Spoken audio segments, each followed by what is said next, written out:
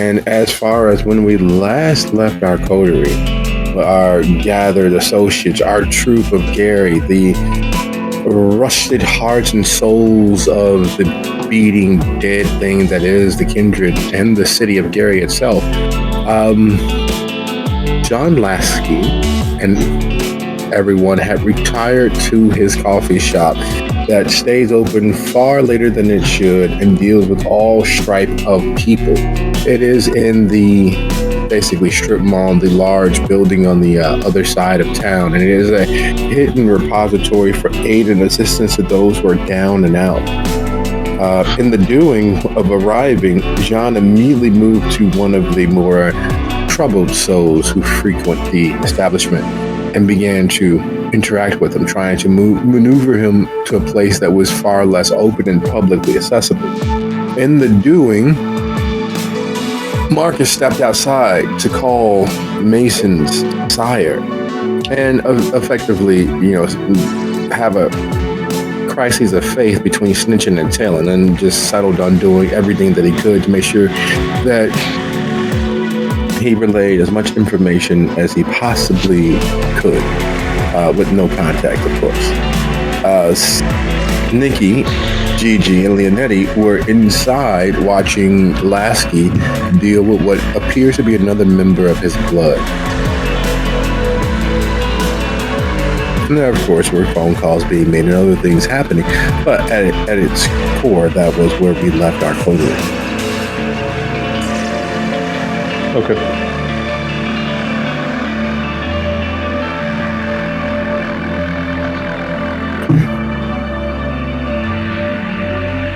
So the question stands. What is it that, besides getting his guests to move to a less public area, is John attempting? Is there a hidden agenda? Is there another reason he's choosing to interact, or is that the sole purpose?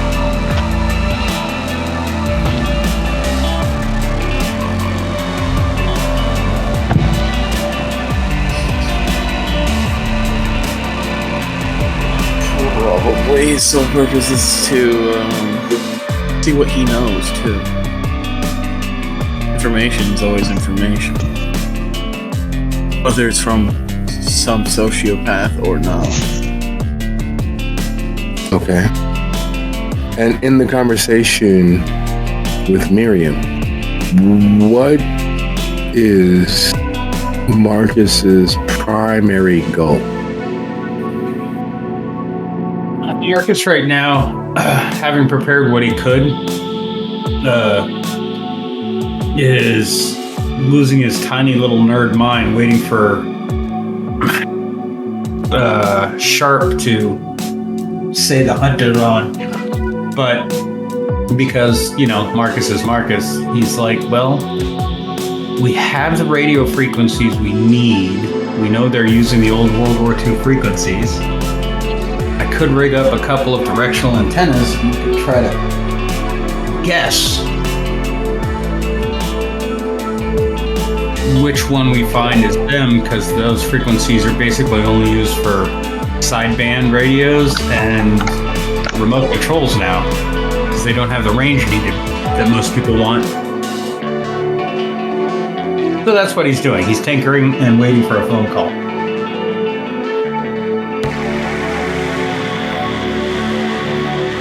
And Nikki and Leonetti.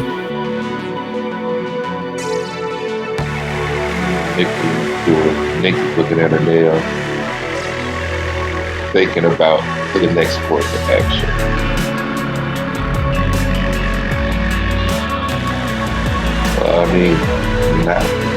There's not many options that the group has. She's in a situation that she's not normally in or used to.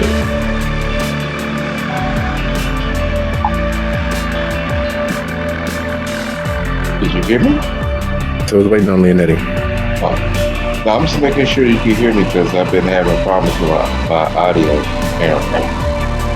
Yeah, you're a little more staticky than usual, but we should be able to muscle through. Only one of us is an audiophile.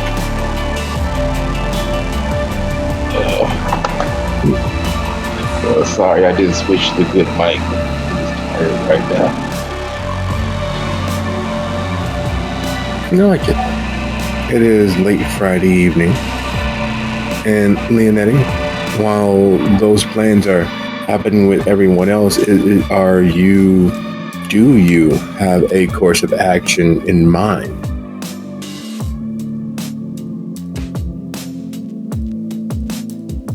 You're talking to me? Leonetti. Oh, sorry.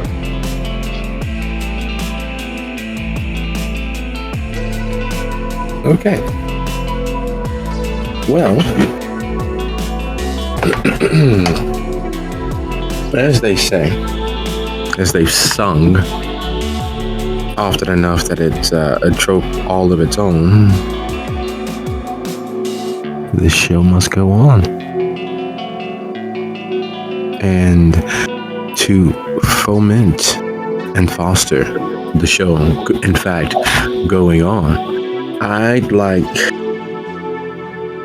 it to be known or to be understood that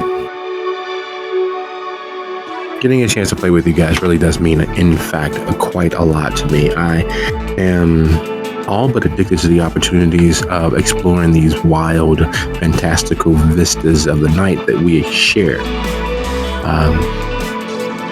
I know I say it quite often, and I say it as often as I possibly can so that it is 100% understood that I really thank you guys for sharing this time with me, for willing to dive into these and explore these darker moments, these fantastical lives of these undead pseudo-immortals.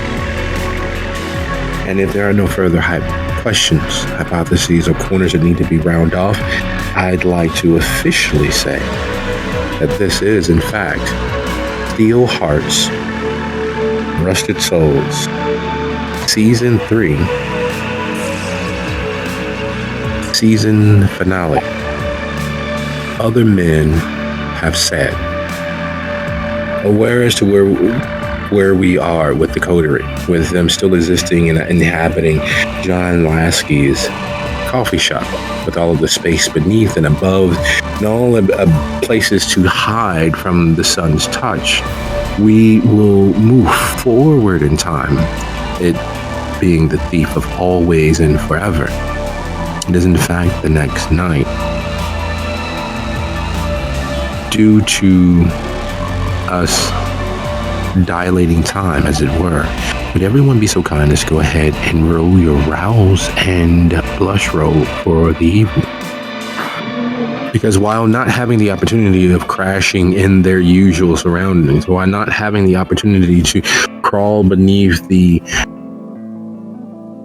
tools and presses of the factory, and while not having the opportunity to crawl into bed with wives and lovers, and while not having the opportunity to rough it, as it were, and escape the potential pain of awakening with your blood on fire, the coterie finds itself needing to alight for the night, to take in the hospitality of Blasphemous.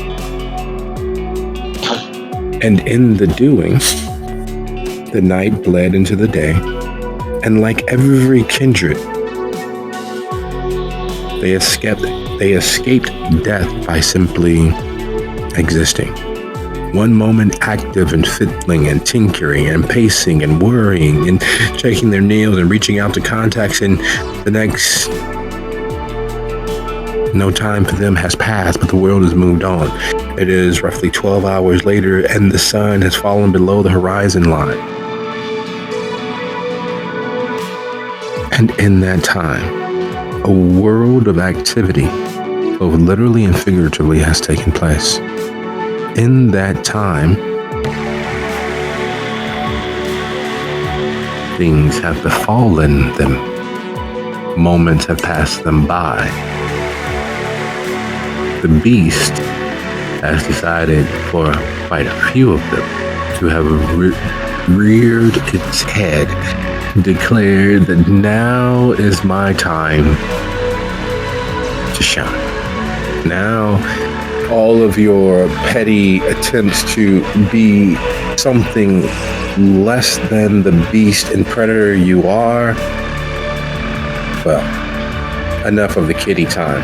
The gloves are off, the claws are out, and for those of us who have failed our rousers, who have failed our blush, who have given the beast the opportunity to leap forward into the present, that's where we find ourselves. The voice of its never-ending, cacophonous diatribe against the living, its need to consume lives and consume the very power and essence of a being, of all the life around them, weighs on us, preys on our moments of weakness, and is here now.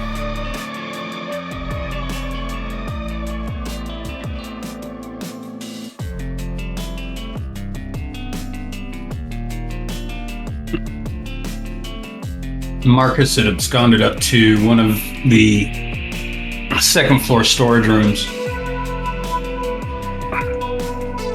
because he was going to be making noise right up until sunset.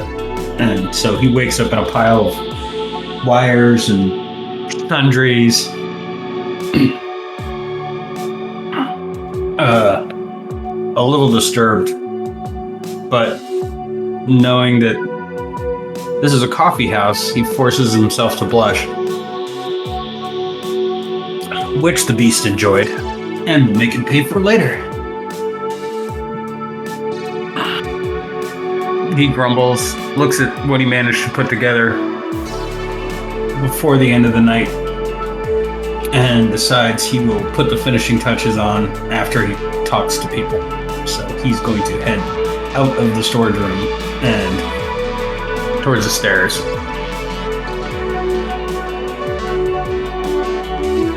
There's something about being alone in the unknown that stirs that lizard at the back of our minds, that caveman vestigial awareness, that understanding that we as living beings are nothing more than semi-solid bags of liquid. We don't have claws. We don't have fangs. We occasionally can find nice pointy sticks or fairly sharp rocks, but even that requires all of the things that are stronger, faster, more cunning than us to get close enough that, well, we're at their mercy. And worse yet, at the mercy of fate. It was the cruelest of joke on kindred that being creatures banished to the dark, there is no special function they have. There is no predator's sense that makes them more home in the darkness they need to continue existing. And so rousing in a completely unknown location, it takes a few microseconds, a few nanoseconds, and Marcus's ever-moving mind immediately realizes where he is, immediately takes steps to protect himself, and seem as if he may be one of the sheep. And heading from the storage room, heading out into the darkness that is the unused spaces of Lasky's coffee shop, heading out into that space, there is no shadow of a doubt that he immediately realizes a structure this large, a structure this spacious, a structure this unsecure. There is no way, there is no doubt in his mind that those shadows hold more things than just fear. And as he stands preparing to turn towards your steps and vacate his space, he realizes just potentially how true that fear is. Would you be so kind as to go ahead and roll your wits plus awareness split? I won't do it. You can't make me. Excellent. So we have no successes. Let's move right on.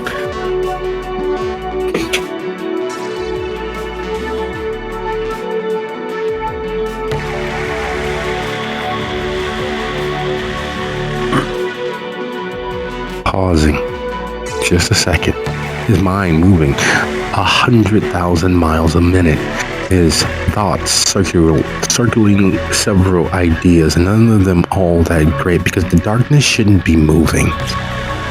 And then he sees it, one after the other, almost electrically yellow and red eyes, small pinpricks in the darkness turn towards him, and he realizes that the darkness wasn't exactly moving, it was writhing and roiling as only a swarm of rodents can, crawling amongst themselves over each other, vibrating when scenting the air. And as their eyes turn towards him, the film at the back of their eye, which catches the wane glimpse of light and changes it, reflects it back in the eeriest of red and startlingest of yellows. It is worse being watched when you're being watched by so many pairs of eyes. And it is so much worse as they begin to roil forward like a tide.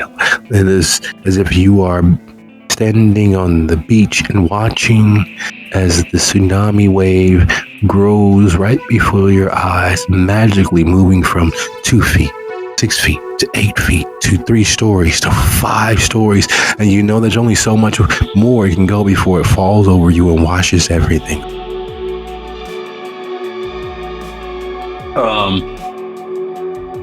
I have a whole bunch of celerities.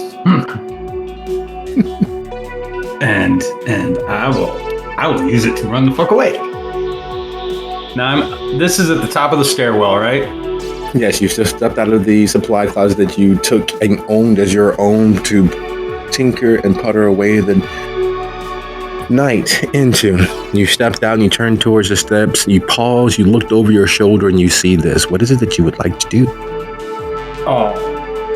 Blink? Excellent.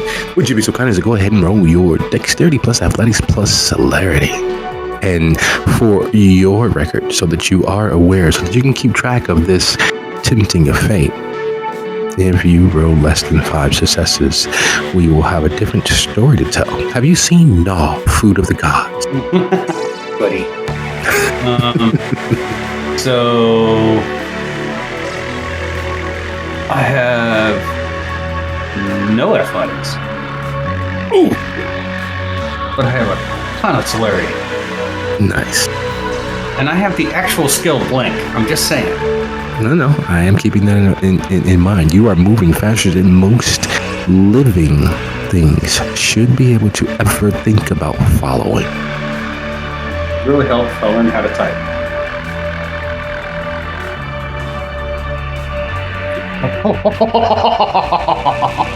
There, God. And he loves me. With the speed of thought, which says a lot for Marcus, with being given the gift of Mercury's wings, summoning the very speed force from the Flash's comic, and multiplying it by the number of ways that every man in every relationship has screwed themselves. You move as if death itself is attempting to play tag with you. And in the doing, as you clear the steps in what seems to be one singular step forward, you feel the brush of only what could be bastillion small hairs rub against the back of your neck and elbow. You feel the very touch of these vermin, and it is moist and clinging, and it feels as if something only mildly impermeably solid has rubbed across you. You feel as if you have been sullied And there's the other facet of Marcus, the part of him that's always doing numbers, the part of him that is always designing and building, that understands putting this together in his head, the puzzle that it is. How did they move so quick?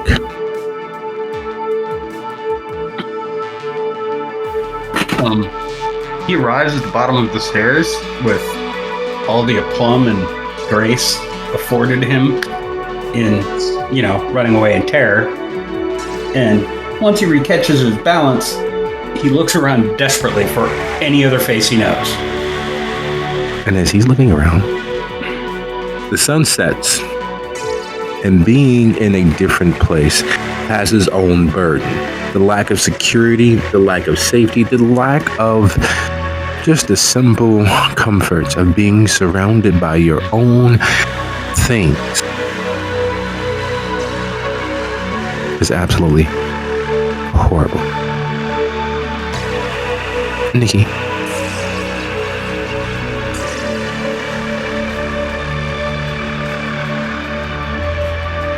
My bad. Yes.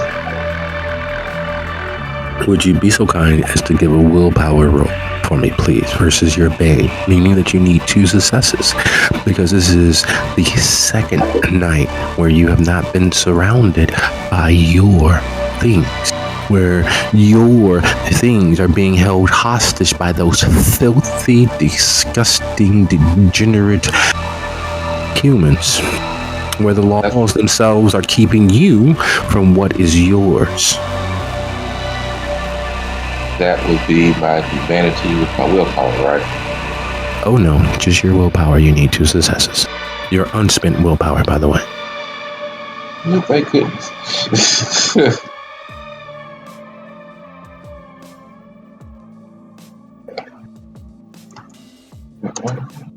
Oh, I'm tripping. You held treasures in your hand that mean less than the disposable nibs for your tattoo gun.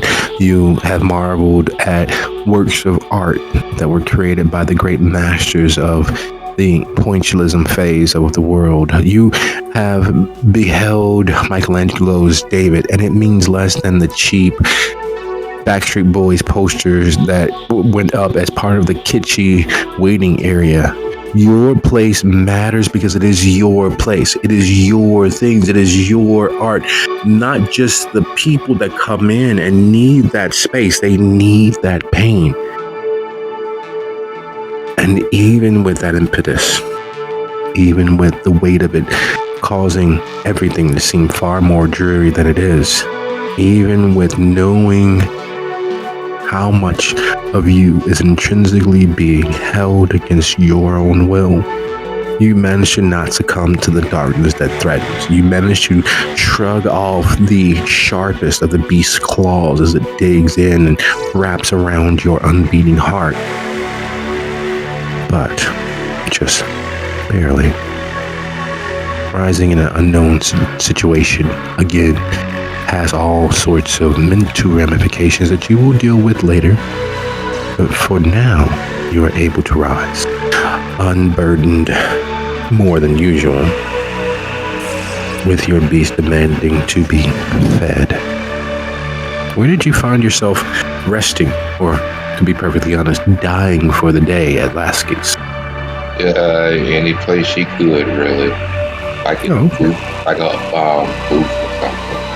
Okay, so you found yourself in the coffee and dry goods storage area. All the unground and unroasted beans have been stored. There is a veritable forest of coffee beans. The imperfect, the cast off, the donated, and what have you. But that's adds to the charm of the place. They grind their own beans. They make their own brew. They are surprisingly skilled at what they do. And you found a nice dark corner that's far enough back that there's no reason for anyone to ever find you. And waking, surrounded by all of these bags of coffee and filter and non-dairy creamer and various other sundry dry goods, it is very hard to not envision yourself in the trenches. And it's very hard to not see those bags of coffee as sandbags piled up to keep the dirt from falling in faster than it does. Everything is covered in that dirt, that dust. Everything is a mess. And you can hear the shells in the distance, and you know that the enemy is doing it to deprive you all of sleep.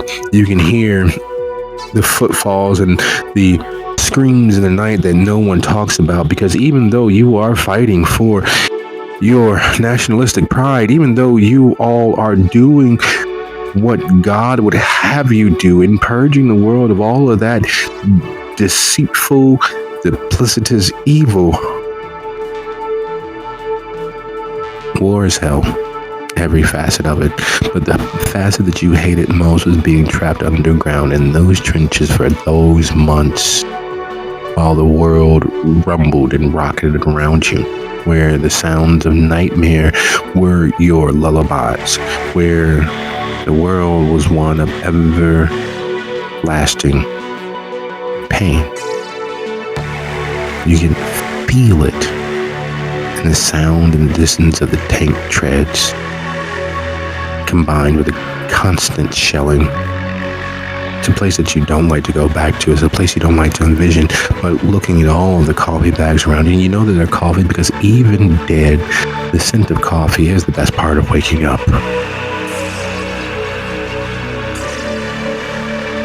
What do you do? First, I get up and look at myself. Scheiße, I really wish I could change my clothes. Since I can't, I go upstairs or go to wherever everyone else is.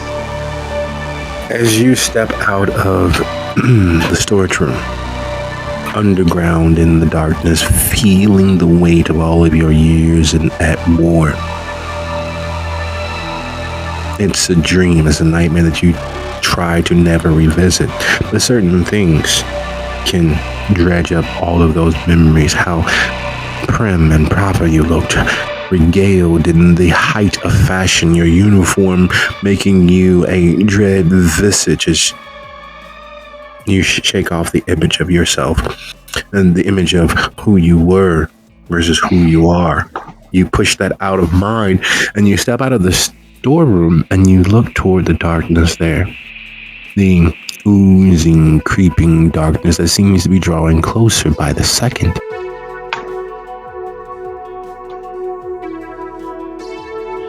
Would you be so kind as to roll a wits plus awareness?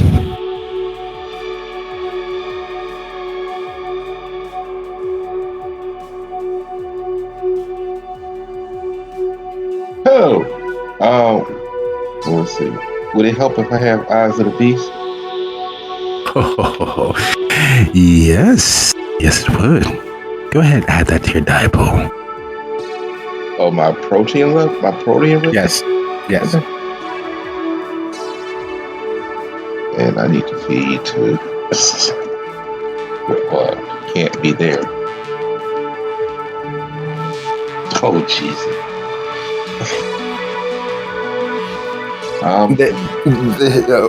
Go on. You're saying? Is there anything you would like to do? Never. No, dude. I was thinking about what's falling. I was thinking I had to roll a compulsion. Oh no! Far, far worse than a compulsion, my dear friend, is knowledge. It is the unflinching knowledge that is far worse than any manner of compulsion, and it is far worse than having the beast pilot you like a puppet. It is as the hairs on the back of your neck stand on end. You hear his word. We will march them to the sea, and we will drown them in their own blood. And you look towards the darkness, the moving, undulating, writhing darkness that grows closer by the microsecond. And without thinking, or more accurately thinking solely of survival, you pierce the darkness with shifting your eyes into that spectrum of sight that only predators have. Shifting your eyes, taking on that hue and glow of the supernally unnatural. And you look there into that wave of hoary, horrid death and realize That darkness is not simple darkness. It is not a figment of the imagination. It is a wall of rodentia of all manner and size, length, and shape, bound by one thing, their sheer ferocity. Many of them are missing bits and pieces of themselves, along with bits and pieces of their fur. It is dark enough, and they have damaged each other enough that it just blends into the wall of pelts that are heading towards you. Their own red glowing and yellow glowing eyes reflecting the predator that ceases to not crave flesh, to not crave blood, to not crave life that is within you. You hiss and roar in the face of this adversity. There is no way that you should be fast enough to escape them, but by God, you will kill each and every last one of them, because they would risk you.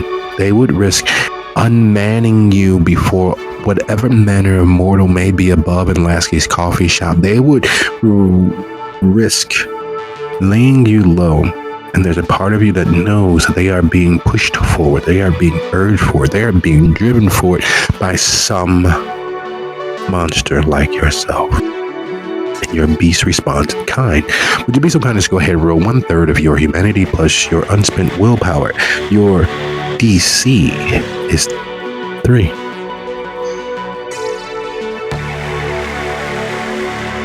Hey, right?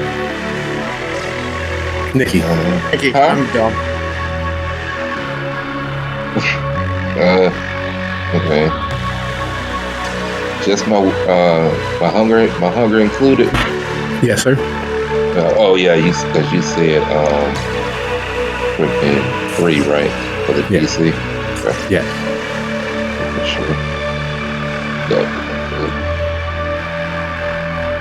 Oh no, you don't need to add your hunger for the road. Just 1/3 your humanity and your unspent willpower. Your hunger will come into play fairly shortly, and it is significant. Oh Jesus. Oh my God.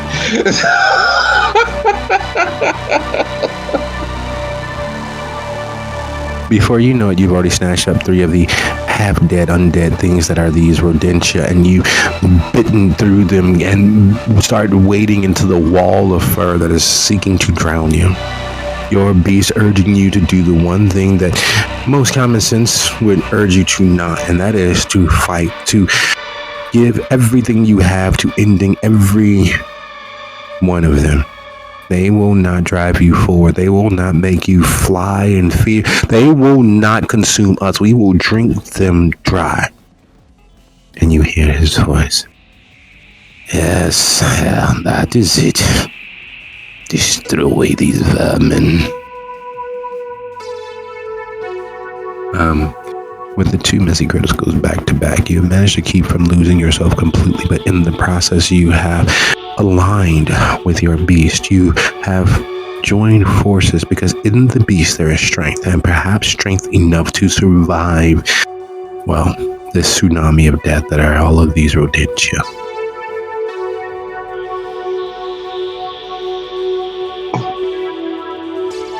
Oh, since she's chomping on it, can she slay her? So she gets rid of some hunger.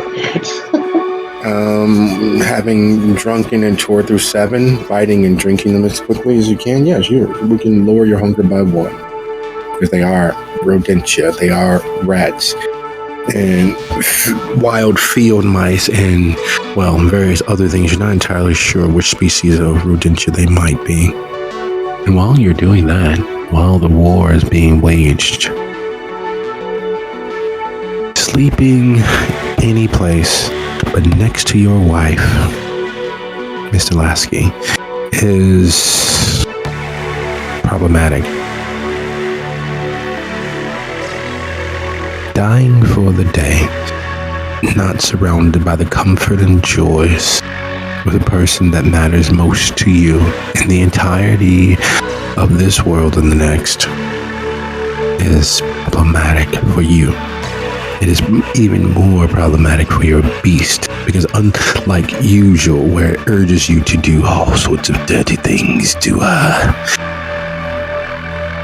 divest her of various things, to ply her with various things, because after all, she is still mortal. She will die if you don't. Unlike that usual conversation, unlike that usual argument, it isn't saying anything. It is literally standing at the back of your mind, arms crossed, fangs bared, and is waiting. It's the waiting that you know that if you take your eyes off of it for 1 second, it will literally stick its hand up your ass and puppet you. It is the waiting that jaguars do before they sink their fangs through another animal's skull. It is the waiting that the tiger does, hiding just out of sight, close enough to smell your fear, but waiting till you turn your head to pounce.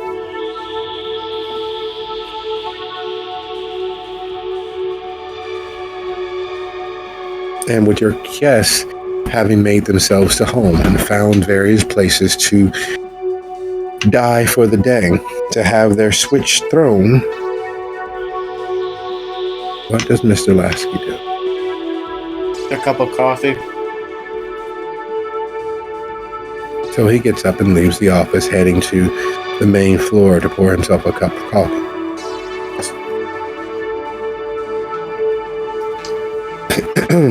Because of the sheer volume of space that is available to the coffee shop and how many souls you attempt to help on a daily basis, the number of the thin blood or dustborn that fly through the place, the number of outsiders and cast-offs of society that flow through the place, your office is farther back into the grandness of this space. It actually is, in fact, another store, because the storefront that the coffee shop itself is actually built into didn't actually have an office.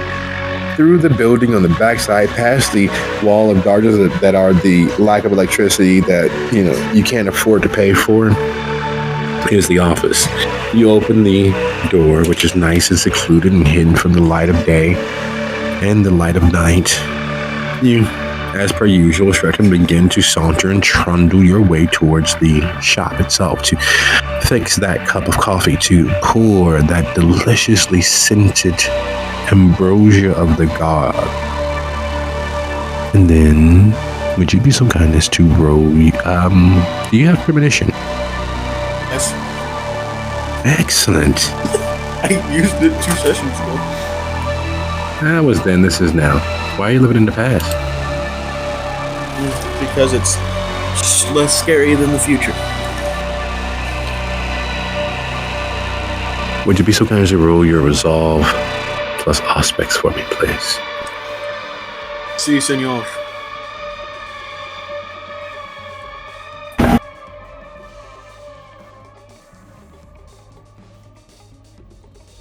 Resolve. 6, 5.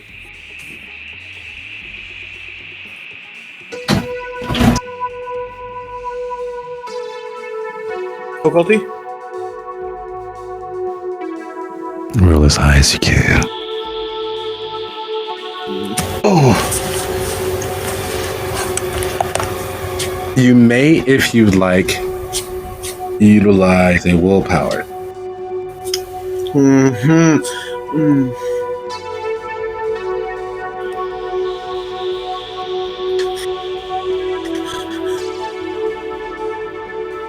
There is a cost to knowledge.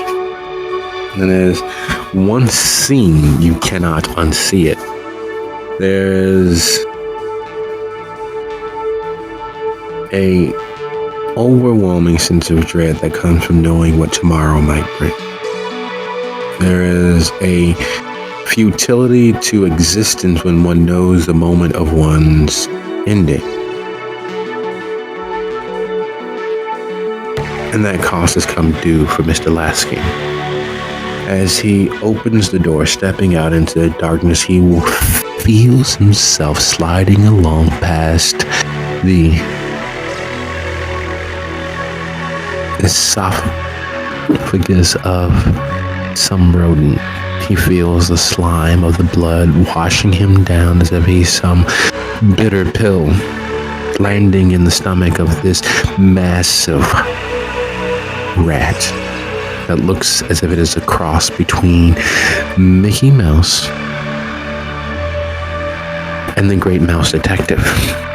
He knows that it is in fact a rat, even with this cartoonish look, its stylish overcoat.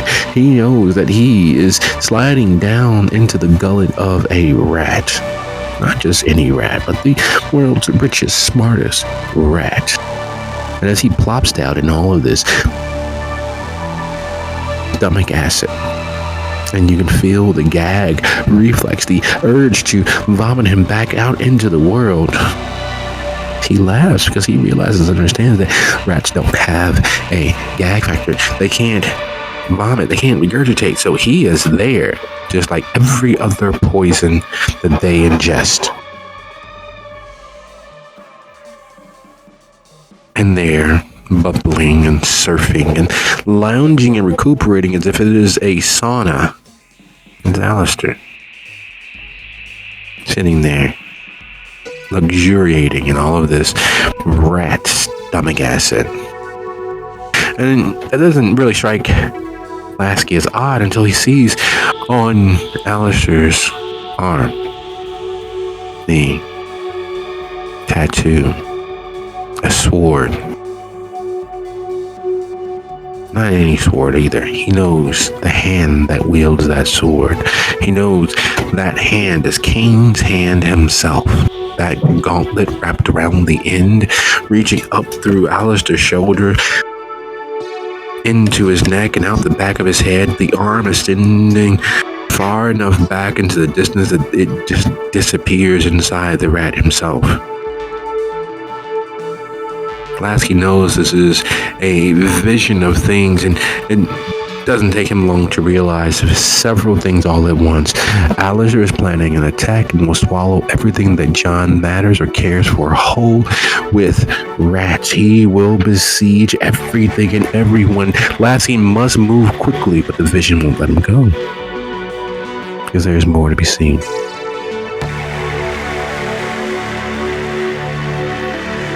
Standing behind him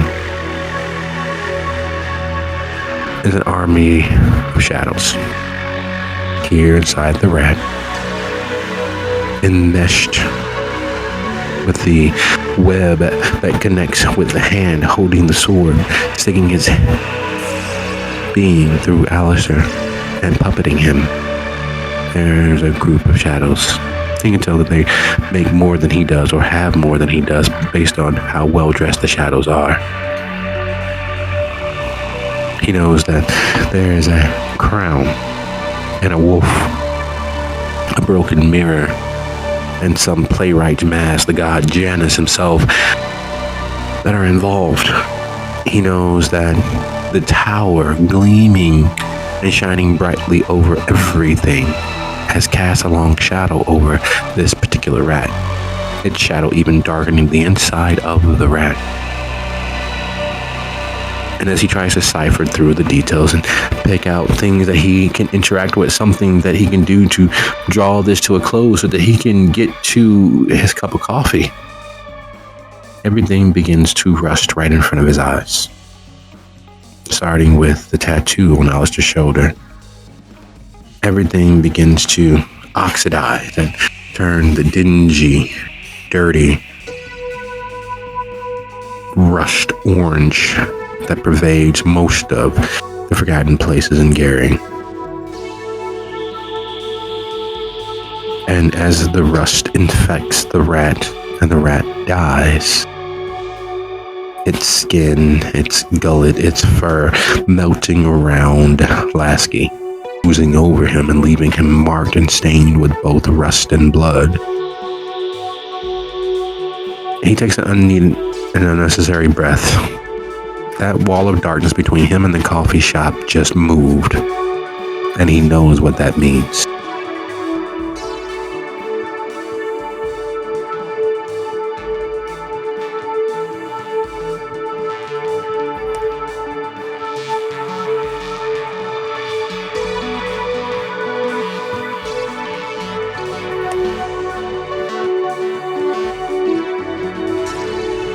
So the shadows just move. What is Lasky gonna do?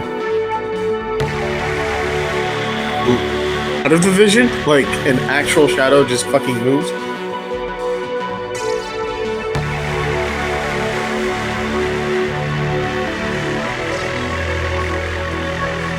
I'm not Mason. I don't have knives. Scheisse. He's gonna set his coffee down and move towards the shadow that is moving. Remember, he hasn't made it to the coffee yet. The coffee's on the other side of that wall of darkness. Okay. He's going to move into the shadow then. Thinking, what could go wrong today? Well, it is a fresh night. You know, there's a lot of it left and a lot of opportunities. And those opportunities, unfortunately, are being given away to the rats that are seeking to devour Lasky. Would you be so kind as to go ahead and roll your... Are you going to attempt to fight or dodge the darkness that is attempting to swallow you one bite at a time?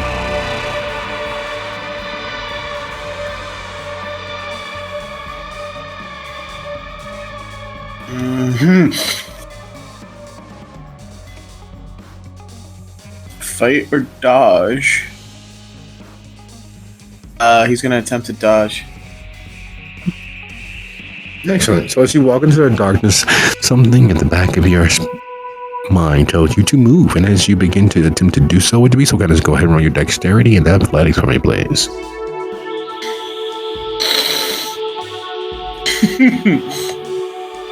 I wish I could convince it not to do whatever it's gonna do.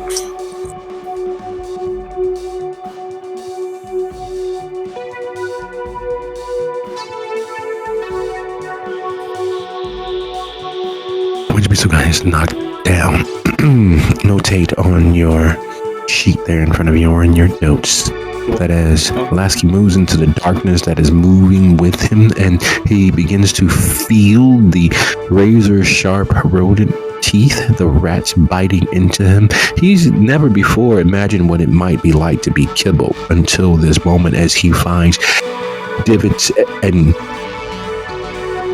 huge bite marks taken from his undead flesh, the vitae beginning to flow, the blood beginning to flow, the pain beginning to flow.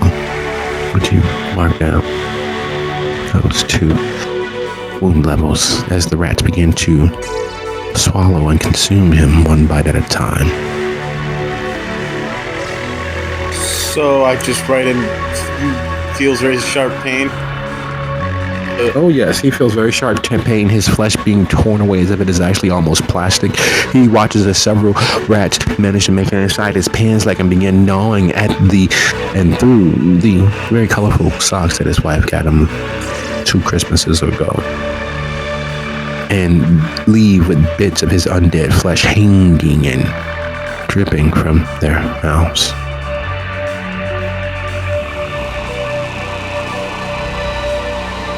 Okay, so rats eating him away. It's in the notes section. Excellent. And the realization that he is effectively kibble, undead, rotting kibble. Leonetti.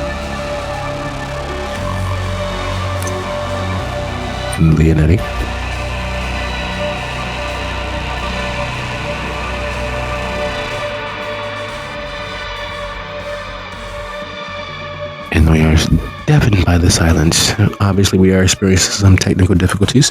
We will slide right along. As you hit the bottom step and know what is coming, the rumbling therein, you hear a screech and a scream and a roar that should not be possible with anything human-like.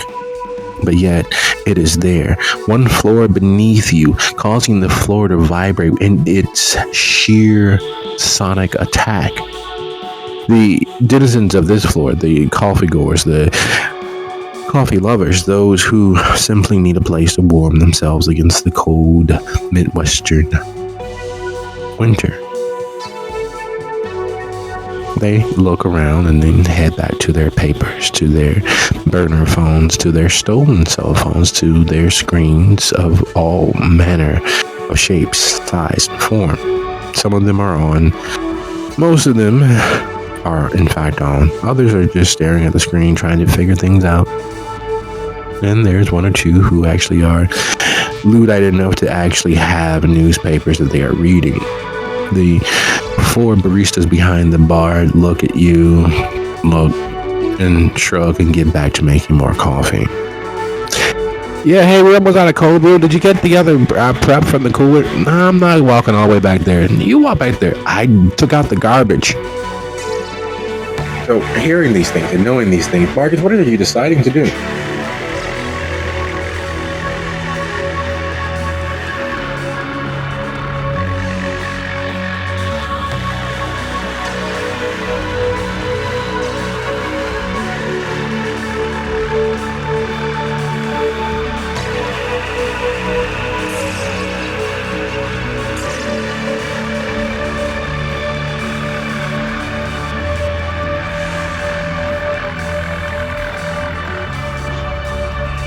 Hello? Marcus comes to a less than ballet landing at the bottom of the stairs, having just flown his vampiric ass down it, and only his size 14 feet managed to keep him from just exploding like a Lego structure all over the bottom. He takes a half a beat to stand up and plaster the most calm look on his face, look at the crowd and go, "Ladies and gentlemen, the owners of the establishment would like to announce that we are having a small rat problem, and if you could all find your way to the nearest exit, that would be great." And then he blinks again and goes downstairs to follow the scream. He goes to the stairs, and as soon as he's out of sight of the baristas and what have you,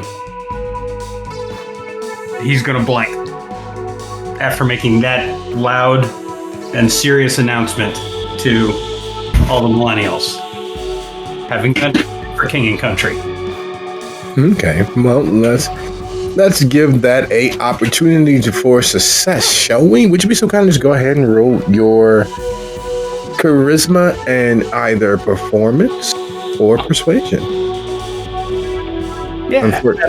Unfortunately, there's not very much intimidating about rats in Gary. Not in Gary, but I'm hoping if they're warned when they see the first one come down the stairs, it will inspire something. But if they're not looking for it, the rats will be here long before they can react. So I'm hoping. He's doing his part. Not much, given the role that he's about to make, but he's doing his part. Oh, yeah.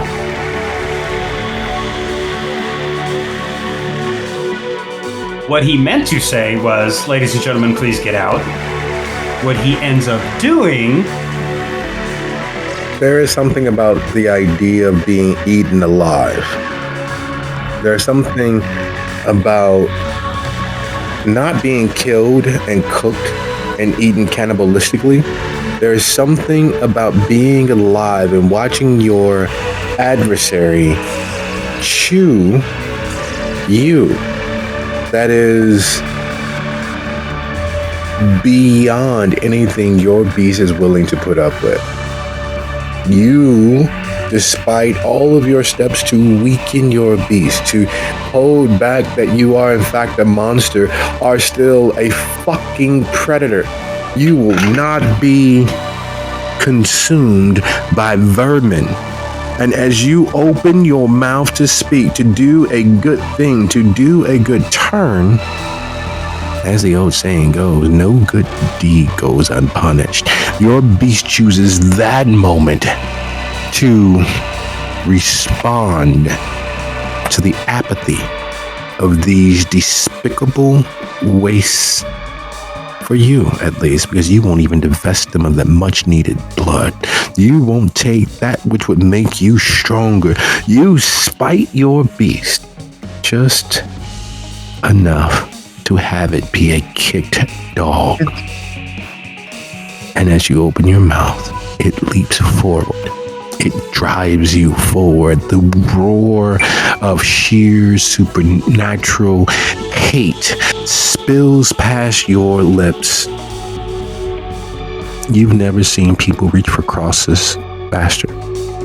You've never seen people leap to their feet, grabbing whatever they can, and wishing it was the good old days of pitchforks and torches. You never watched as the beast elicited such a visceral, animalistic frenzy in its prey. There's no way that pale, nerdy, clearly geek could be a fucking werewolf. Kill it! And clearly you know that these people are not just nerds, but clearly fans of Supernatural as well, as they began rushing forward, knocking over chairs, spilling coffee, and leaping forward to defend themselves against the forces of, well, you. Me? Oh, this is a sad moment for all.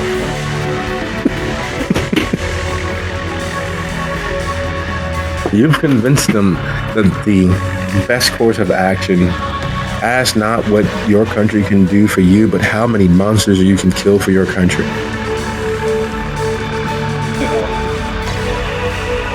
Boy, are they going to have something to write in their blogs in a second. How fucked up am I right now, psychologically? Your beast just tried to scare the shit out of everybody, and they responded by wrote from TV. Yes.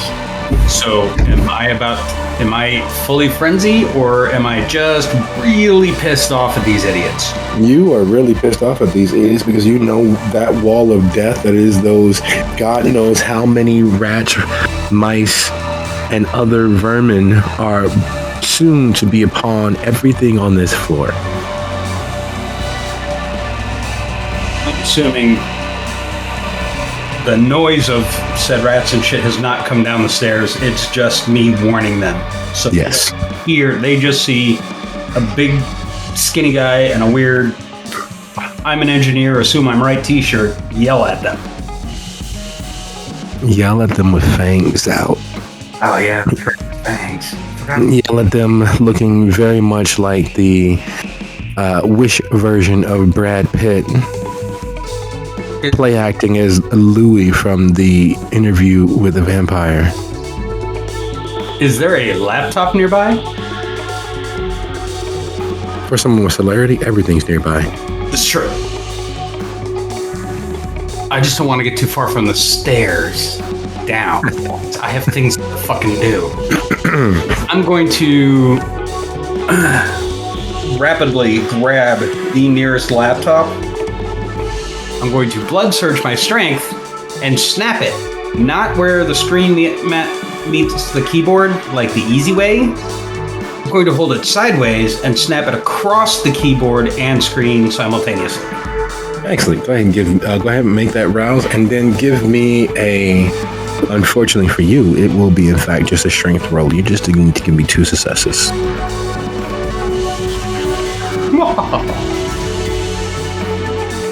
At least my rouses aren't fucking me over. Pokety poke the beast. Pokety poke it. They make me double bestial frenzy. I'm eating them. You grab the nearest laptop, and in the doing, you hear, "Oh God, my screenplay!" And you snap it as if it is the toughest, strongest sheet of 2-ply you have ever met. It is keys flying from the remnants, the screen sparking even now, and the sheer horror of the scream of my screen blade! And I punctuate this action by, I said, get the fuck out! Ugh. What's your total die for manipulation and intimidation? 1. Oh, God. All right, so your manipulation and intimidation plus half your successes rounded up for your strength attack. For what? Say that again? For your strength display, half your successes rounded up. So 2 plus my 1.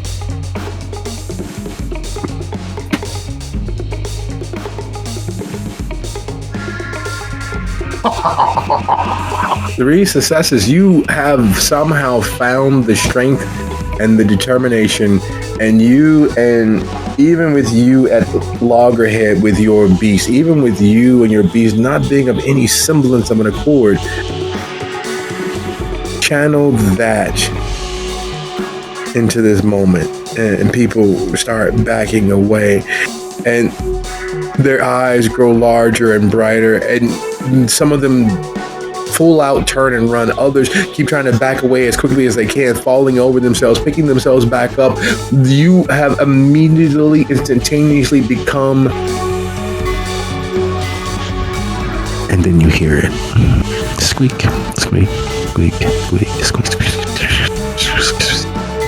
And you realize that the flood has arrived. The deluge is here.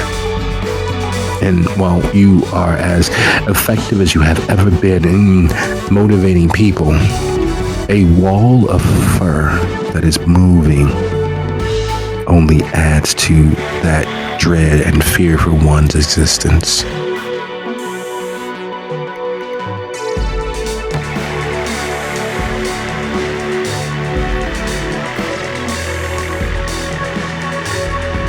There's an old saying that is bandied about quite often. No good deed goes unpunished. And while the vast majority of the humans and denizens of the shop go barreling out with far more speed than you thought they were capable of, the gentleman who screamed out, is on his knees crying. It's over. There's nothing left for me. I didn't even back it up.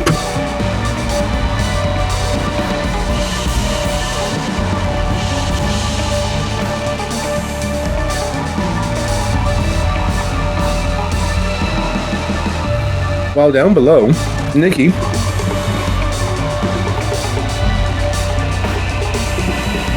Yep, eating rats. yes.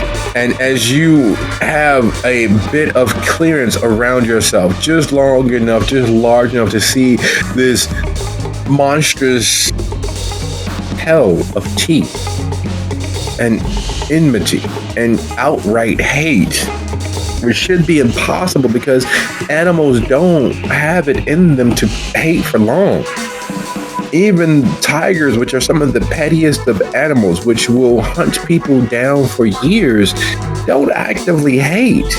There's not I hate everything about you. No, it's I'm going to kill you. Painfully. It's a simple, straightforward. You annoyed me. You angered me. I'm going to kill you. I don't hate you. In fact, to prove how much I don't hate you, I'm probably going to eat every bit of your soft innards. You'll be with me at least until my next bowel movement. It's not hate. It's a certain pettiness for sure, but they don't wear down their goodwill in nature. They don't risk carrying that cancer with them. It is survival of the fittest, and in that moment, they know that they are the fittest. Yet, as Nikki clears an arm's distance of space around her, she knows that is hate. That is malevolent cancerous hate in those eyes and their sheer ferocity of attempting to eat her one piece at a time, one small mouthful at a time, one huge, for them, bite at a time. Their unyielding, unwavering enmity is palpable enough to leave an even dirtier taste in Nikki's mouth than their fur. And as she prepares for God knows what, she hears, "Musgrave, why?" What do you do? Try to get out of this sea of rats. Okay, well, that being the case, would you be so kind as to roll your strength and athletics for me, please?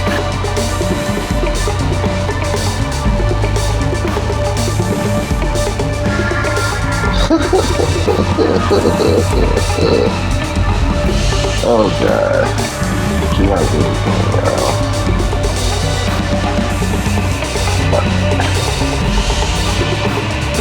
Oh, they're killing somebody tonight. Yep. And that's that. Ugh.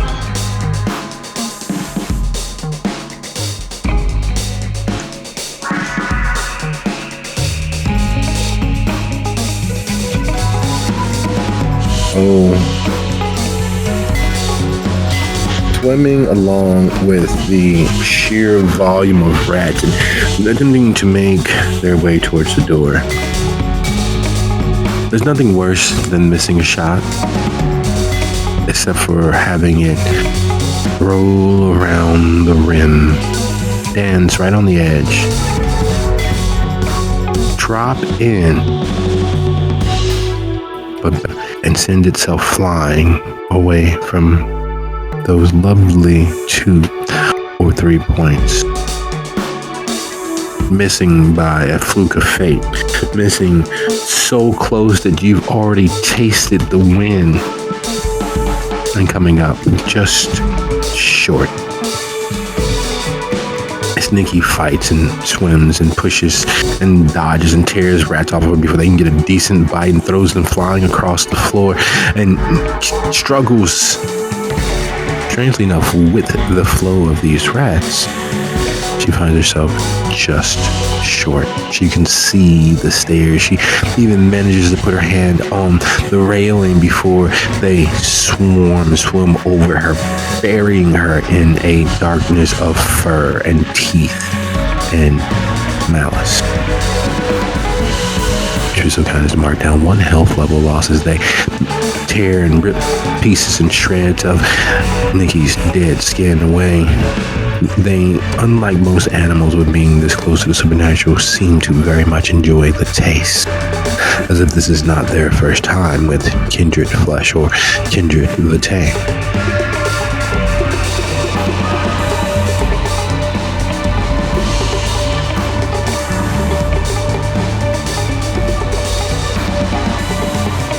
But what he believes in, and right now what he believes in most succinctly and most directly, is that nothing should be in his mouth that he did not invite in.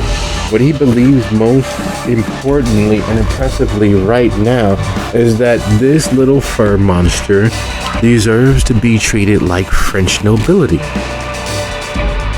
And in the doing, and as the crunchy bit of the rat's head goes flying down Lasky's gullet as if it was spit-fired by one of his best friends for some clock app video, he realizes how disgusting the maneuver he just pulled was. Because while the blood is absolutely delicious, in the moment, he immediately begins to gag and retch as the top forwardmost portion of the rat's skull bounces around his esophagus and lands in his atrophied stomach.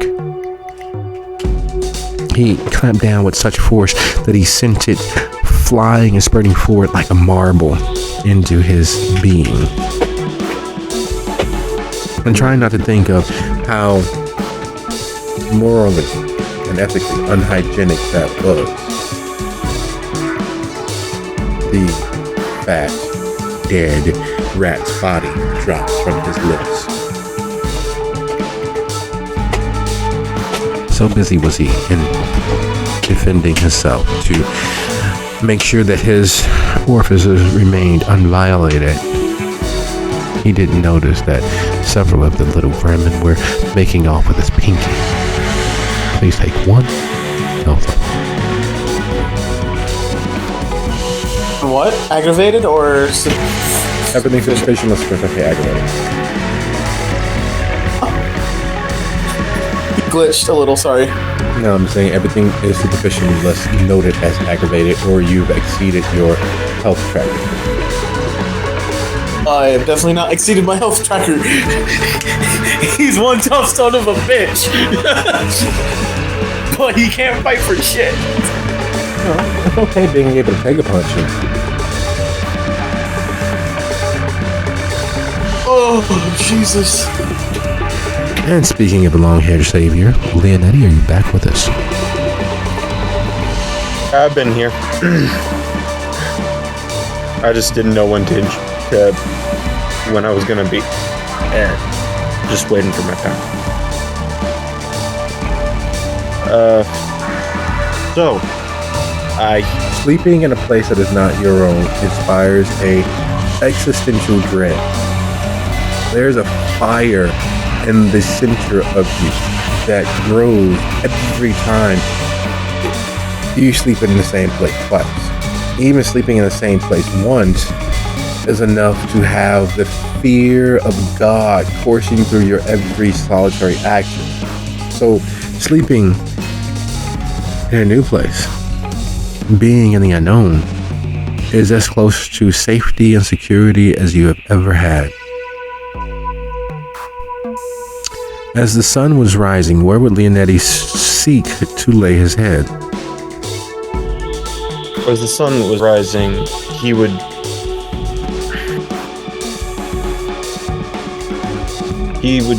seek a somewhat higher vantage point, just a calming view of seeing everyone as small, ant-like even. He would go, if there's any place, if not, he'd probably just go into an abandoned building and lock like a completely closed, a windowless area, just completely closed off and just sleep. As weird as it is, and alternatively thought out as it is, then he finds himself on the second floor of the massive space that houses Last Week's coffee shop. Not just on the second floor, he takes it a step further as Marcus, in his ever-present need to tinker, to build, to create, locks himself into one of the storage rooms, one of the supply closets, some of the areas that are very clearly rarely ever used. And Leonetti prowls the second floor and realizes there's no great vantage point. And then he sees a duct, a vent that shouldn't be there, because, well, building this size, and one of the first things that the failing business would have done would have been to sell off anything that would be usable. So the HVAC units, the rooftop shakers, and all of those things should have been removed. But, well, even if they're not working or not usable, they're still great for parts. You can rebuild and refurbish them and save a crap ton of money. And in this building, much like many that were water cooled over the years, they have interior units nearly as large as those on the roof.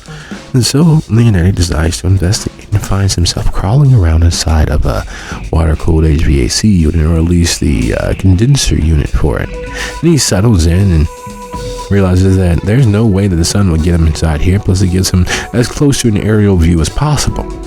So he crawls in and folds himself up, crossing his arms, and begins cursing his luck of all things to fucking do. This last guy's gonna get everybody killed. This Gigi, I don't know what the fuck is up with the goddamn lawyer. Oh my god, just grumbling and grousing as per usual to relax himself for the death that he never actually feels. Because dying for the day for a kindred is literally throwing of a switch. 1 second there, next gone, next back. No time passing for the kindred. And so he grouses, and switch thrown. Sunset happens. He is inside the interior ceiling unit. And he's cognizant of where he is. That fire that threatens him every time he dies for the day isn't present, because this is someplace completely off the boardwalk. This is someplace completely new. This is someplace that for quite some time he doesn't have the dread of something devouring him. Where he comes to, and what does he do? Well, first thing that he would do is he is gonna be well, time to try to find the rest of the coterie and maybe get a. Did he get a new gun recently, or is he still? That is still the agenda for the day. To reach out to the many illegal sources throughout Gary to find something reliably usable, something serviceable. Yeah, for the next. Yeah. So as he rouses, would you be so kind as to roll your rouse and your blush if you're going to blush and be around humans? Okay.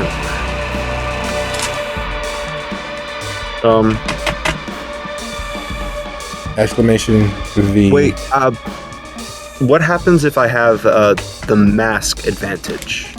And that's for dealing with moral authority. There's nothing that applies. Okay, I just wanted to know. The arouse. Probably spelled that wrong.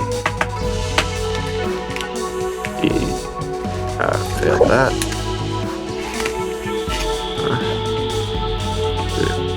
And I guess blush. So, exclamation V2. Exclamation V space 2. And you could do it both at once to call it Oh, okay. 2 for the blush, or just for the... No, just total. Exclamation V space 2.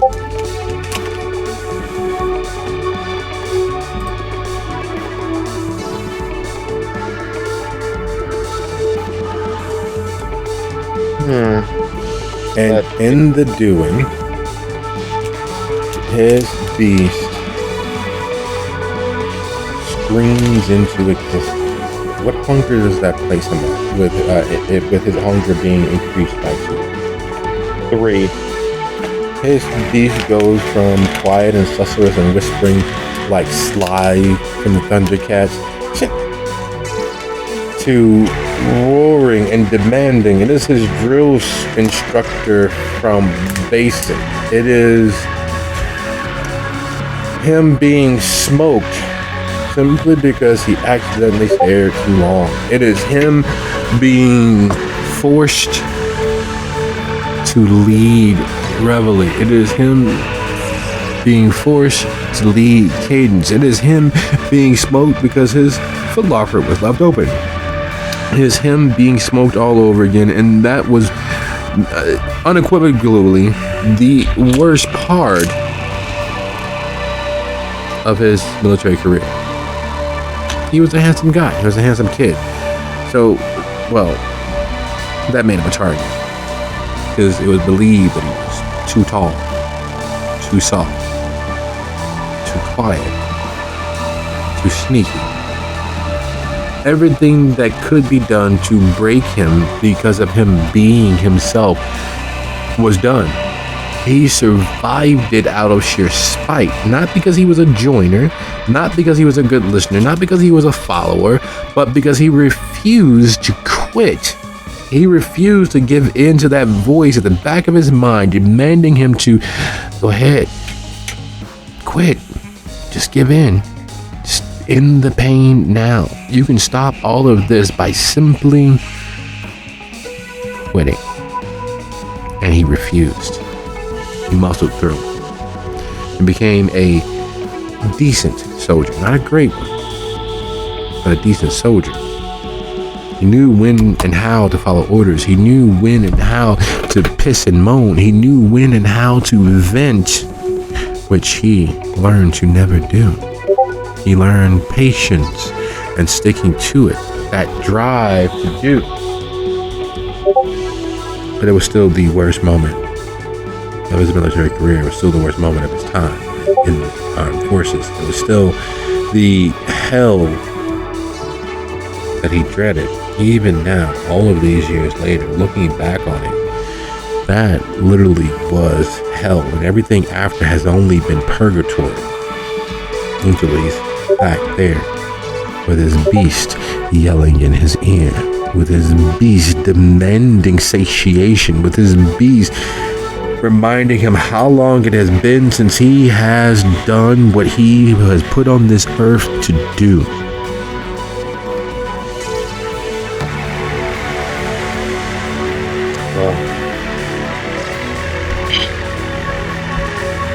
I guess first, as you mentioned, first get what I need to do. And I'm not going out for a bite. So climbing down from the air conditioning, well, from the ceiling unit, and landing on the floor below, he looks out into the darkness that is between him and the stairwell. And for the briefest of seconds, he could swear he could see through the darkness as if it was never there, as if there was a hole that opened up and he saw Marcus look at him and then take off. It was literally there for a less than a fraction of a full eye blink, and he realizes that the darkness is moving, that it is swarming and moving forward, and then it is fucking chasing Marcus? What the fuck? The fuck is this kind of shit? The image, he quickly flashes to the hawk, those birds of prey. Quickly as he quickly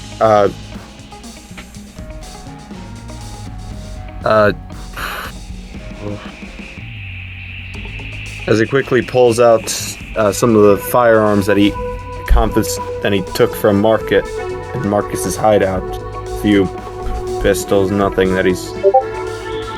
Would you be so nice to go ahead and roll wits plus awareness? Okay, wits plus awareness? Yes, sir.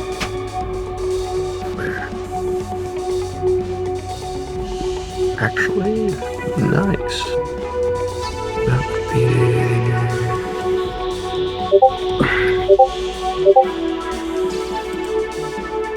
Oh, also, I just forgot to ask, how much willpower does one regain after rest? I won't say your willpower is filled because you didn't use it much last episode, nor the episode before. So, spend your willpower, sir. And you forgot your blood, but your hunger, so. Oh, yeah. I can just... I mean, I wasn't planning on doing... I can just... 5, 3... There you go. Alright, so, would you like to use your willpower? Not really. Okay. There's, we're going to use that first two anyway, just so that you know. There are moments when, as much as you hated that period in your life, that the training and instruction that you received from day one never failed to pay dividends. and that is communication flows one way, and that is down the line. It rarely ever flows up the line, and when it does, it is only in moments of catastrophic failure that anything should be directly communicated. Anything that is communicated against protocol should never happen, even, if the world's falling down around your head. And that taught you that communication and how communication works, that there's a range for it. There's a limit to how far away you can be and effectively command your troops. One of the many things that was beat into you. The communication for commanding the troops always flowed one way. There was tactical thinking, strategic thinking, and political thinking. Political thinking informed the generals what to do and how to, what their goal was, and the generals thought strategically how to implement those goals that were assigned to them politically, and then the sergeants and lieutenants thought tactically how to accomplish the goals they were given by those who thought strategically, empowered by those who thought politically.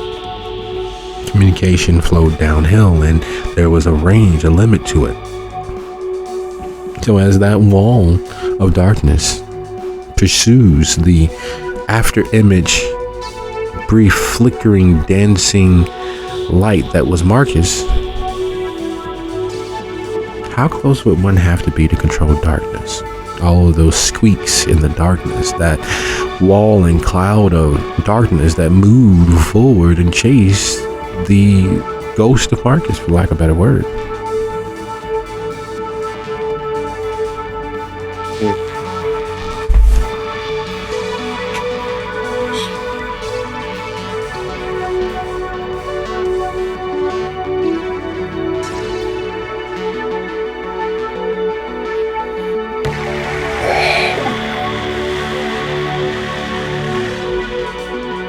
I'm sorry.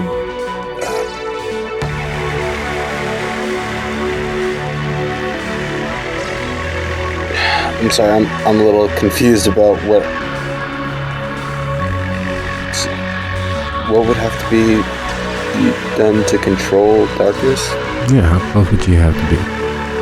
If there's a limit to how far away communication can persist, how close would you have to be to control a wall of darkness?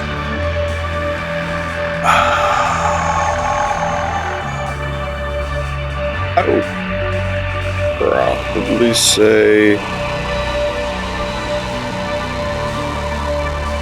my first instinct would be you'd have to be in its face, right up with it.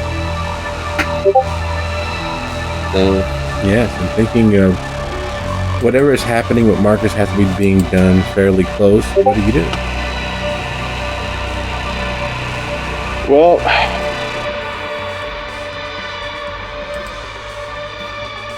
let's get a bit. Let's get slightly close to the closer to it as I use my silence of death to be to quiet my steps and get up to it, to try to get as close as I can without disturbing this wall of darkness, if it hasn't already noticed me. It hasn't. Your need to be separate, your need to have a space, a moment to be yourself, seemed to have protected you and inured you, as you are not, and you did not die for the day in any of the common spaces of Lasky's building. You didn't die in an easily accessible location. And you have sensed the beast. Mm-hmm. Yes, I do. One of the many things that Sense the Beast can do is, in fact, denote how close or how far beasties are to where you are. That includes kindred who control and have an actual beast. Yes. Would you be so kind as to let me know you'd like to use your Sense the Beast and roll your Resolve plus Animalism? Yes. And I just want to. I'm a little bit not. I still don't really understand blood potency. I add that bonus to the discipline power bonus to the roll. Correct. Just want to make sure that I'm doing that right. Yeah, your blood potency too. Yeah. So it's one more. So that would be 5, and then hunger at 3, right? Yeah. Okay.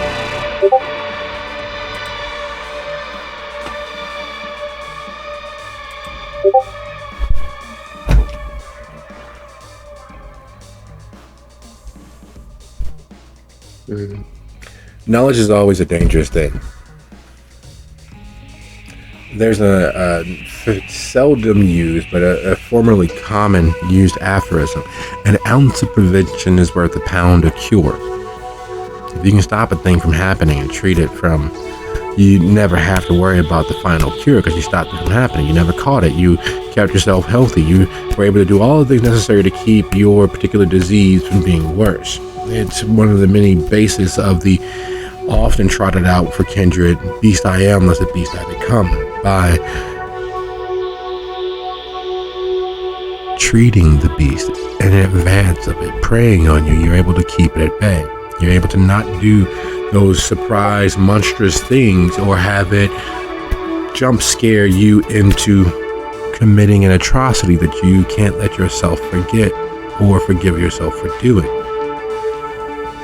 And as you draw down on using the 2 sidearms you picked up from Marcus's,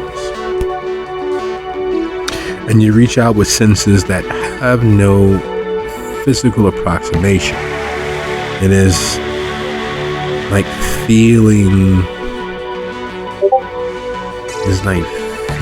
color. It is like smelling sound. It is a synesthetic moment that has no correlation to actual life, to an actual sensory organ. It is all of those things and none of those things, and yet as you will your essence out into the world,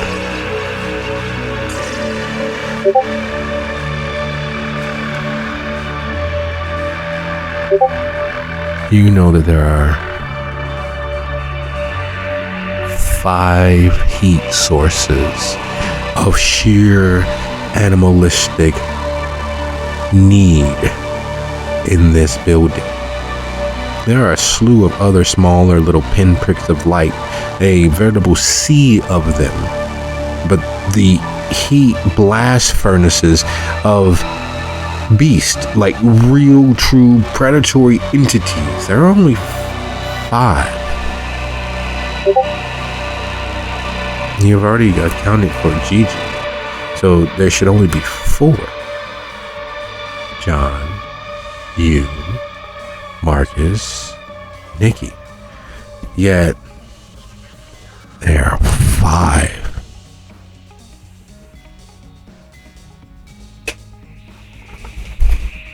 In this realization, him and his beast, he just reels back. His beast saying only one thing: "You know what to do. Hunt." He is freshly hungry, and he has a target. His favorite meal, kindred, coming. He is just, I get to eat my fill.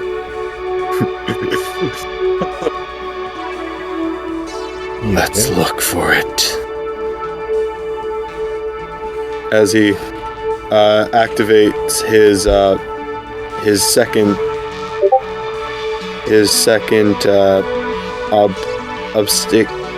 obsticate ability.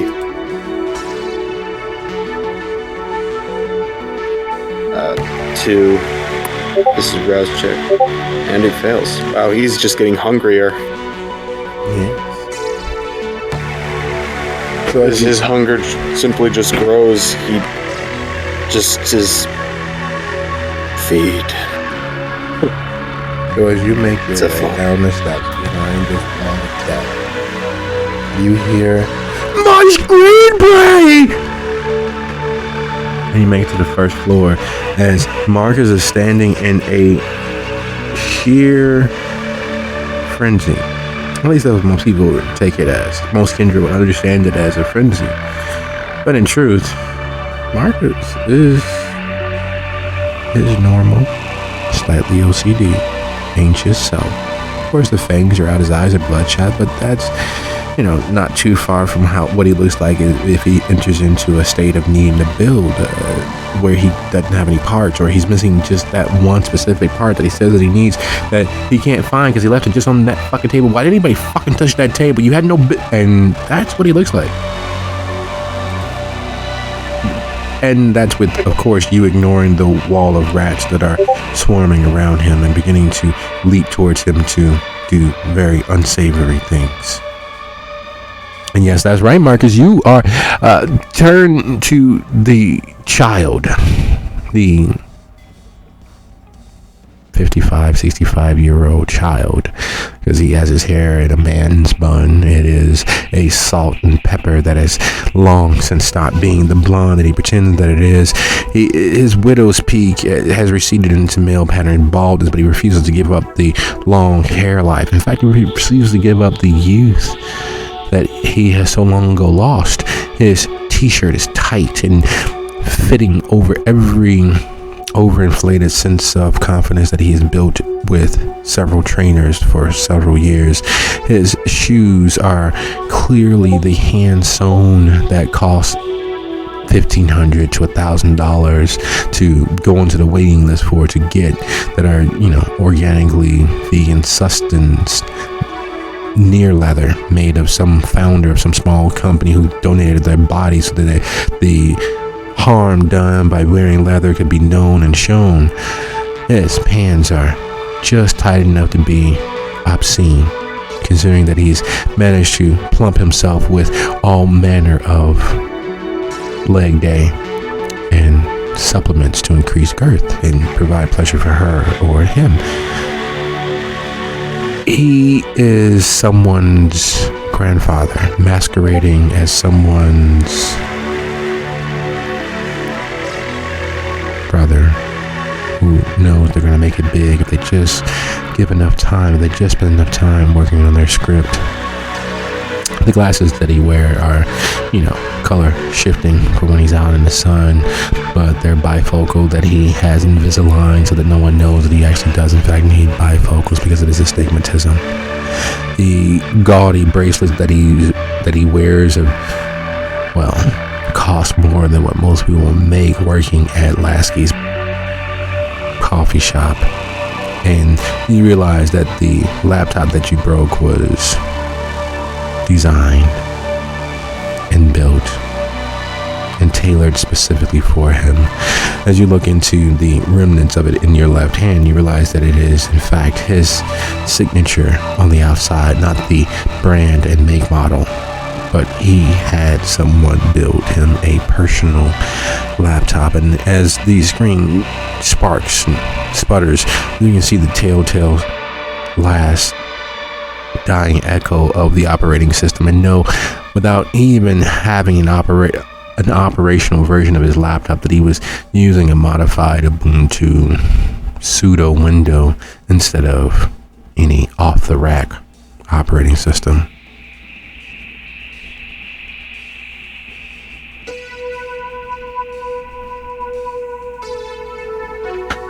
Marcus's beast laughs at that entire entire montage just having a blast.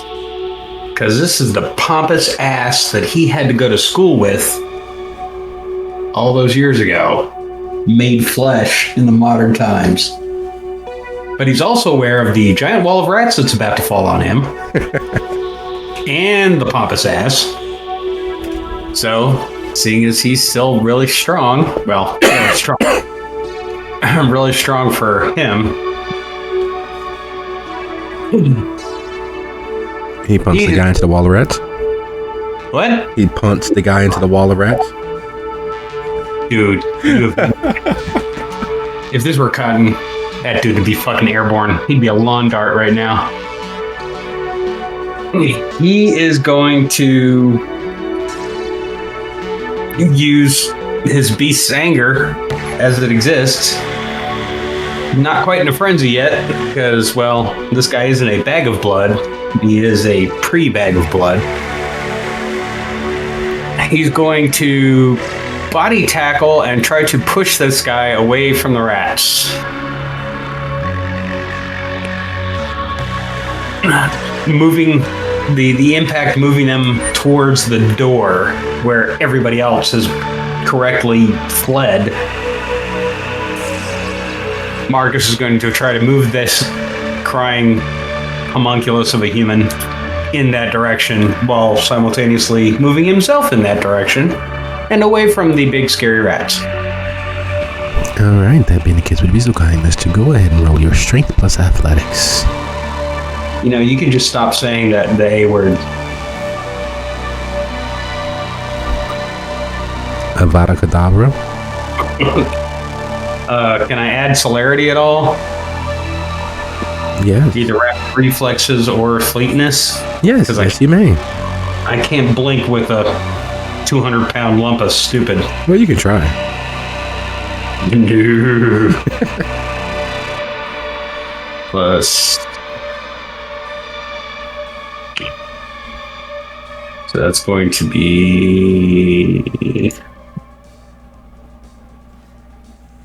And I'm just rolling for as many hits as I can get, right? Yes. Oh. He's 6 foot and change, so he weighs maybe 180 pounds soaking wet. Well,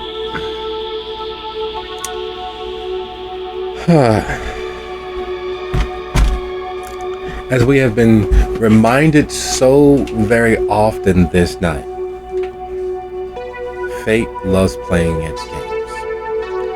And no good deed goes unpunished. No act of kindness or generosity, no selfless act is ever not swatted by that cruel mistress. And as Marcus summons up some semblance of who he was before being brought into this life, he summons up some facet of that inner goodness, that moral and ethical rectitude that has managed to help him keep his beast as far from the surface as possible. He summons up every ounce of will and utilizes every facet of speed, snatching the soulless, vapid, pretentious would-be screenwriter from the pits of their despair and manages to get them to the door. Well, nearly. In the doing so, stumbling over the fallen barista's apron snatched off in a hurry as they attempted to look for torches and pitchfork to fight the monstrous demon that was Marcus. Marcus shoves them in the last 12 feet, causing him to tumble back, ass over head, tumbling back like something that's been spit from a junior high schooler's mouth. Just a waste, something slovenly, sloppy, and falling all over the place, arms and limbs akimbo, and splatting just outside the door as Marcus rights himself, leaping back to his feet faster than most people would have been able to realize he hadn't fallen. The wall crashes like a wave, washing away every instance of this moment temporarily as bits of fur and claws made to dig through wood, dirt, and sometimes stone, and teeth made to bite through everything that never stop growing and bed themselves in his flesh. Being dead, there's a certain amount of pain that doesn't really exist. It's all in the mind. You remember what that pain might feel like. And having never had the opportunity of being bitten by a rat in real life, that's not a remembered pain. However, it fucking hurts. Please mark off 1 health level. How many? 1. You do remember the state Marcus is in, right? Yes. Covered with rats. Covered with rats and fighting for his life right now. No. I meant before we came to this room. I mean, like, before we went to bed. Marcus is still pretty beaten up. Oh no, he's eaten as well as beaten. And shot by a machine gun Oh yeah. 2 nights ago. Yes, these things happen. He's fine. He's fine. Not fine. He is Oh, not. man, it's fine. You can definitely handle it, man. You got this. He definitely does not got this. You got to think of another plan. Plan B at any person's moment. Just to get through the pros. The human ended up outside of the crashing of the wave, right? Yes. Okay. But he pushed me back into it. Well, you fell, with shoving him forward and managing him to cover the 12 feet due to the additional strength of the beast applied to your blood. But so he kept scooting. Marcus stopped, dropped, and that was it. Okay, I'm good. I got it. The mental picture is set. The crying can now commence. Wait, am I also seeing this? Yes, you are.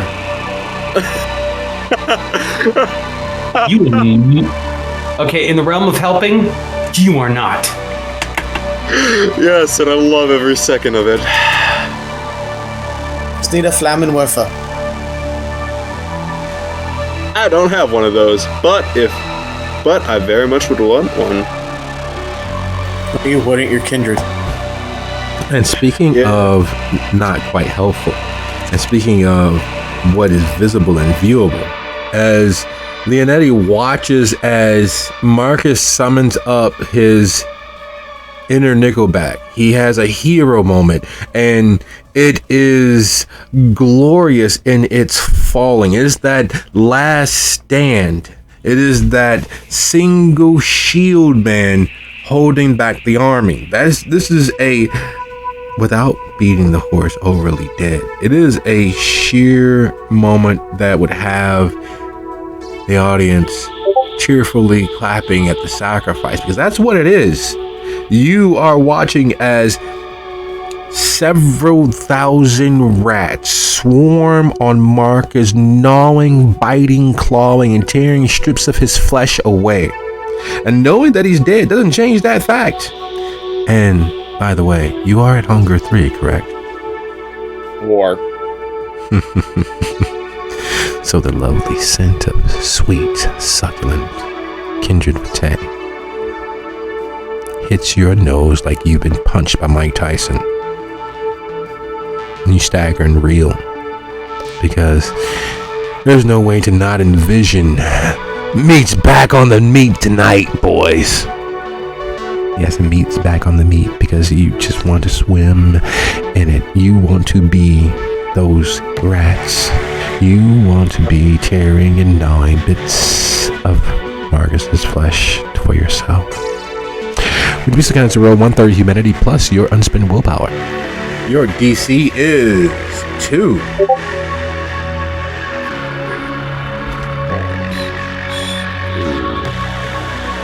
Okay, this is gonna be a lot of rolls, because I have not spent a single bit of willpower.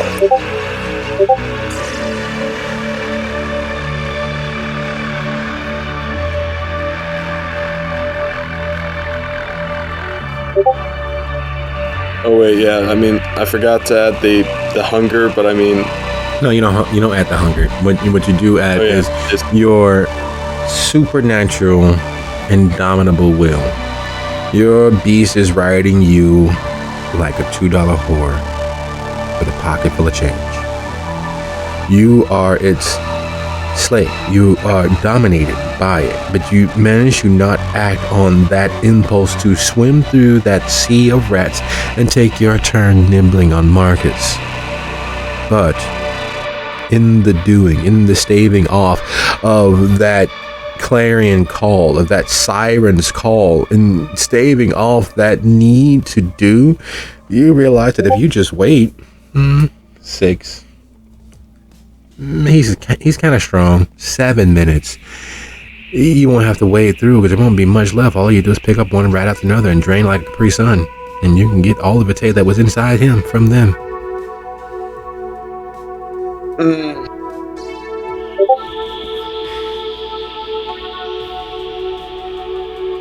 this thought goes through his head. Oh my god! What the fuck? Sorry. Sam, what the fuck are you doing? He thinks about this, and he thinks, I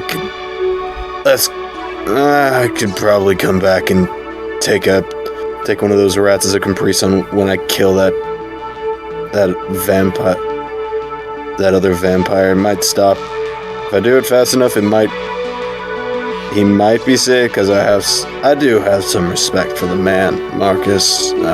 Might as well just kill the thing that's hopefully controlling this and stop him from being literally devoured to the bone by rats, hopefully. If I can't, fuck, I don't give a shit anymore. I am too emotionally spent with loss of people. I don't give a shit anymore. Having to deal with that it is tiring.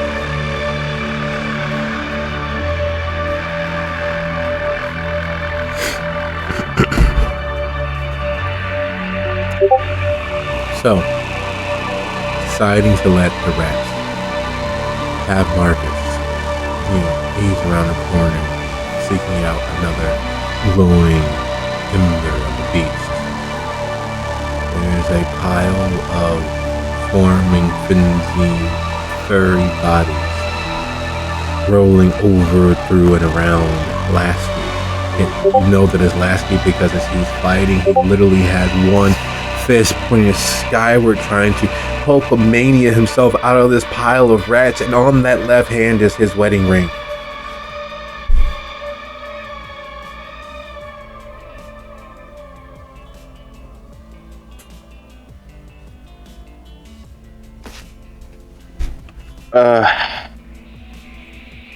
And the squeals. He keeps on.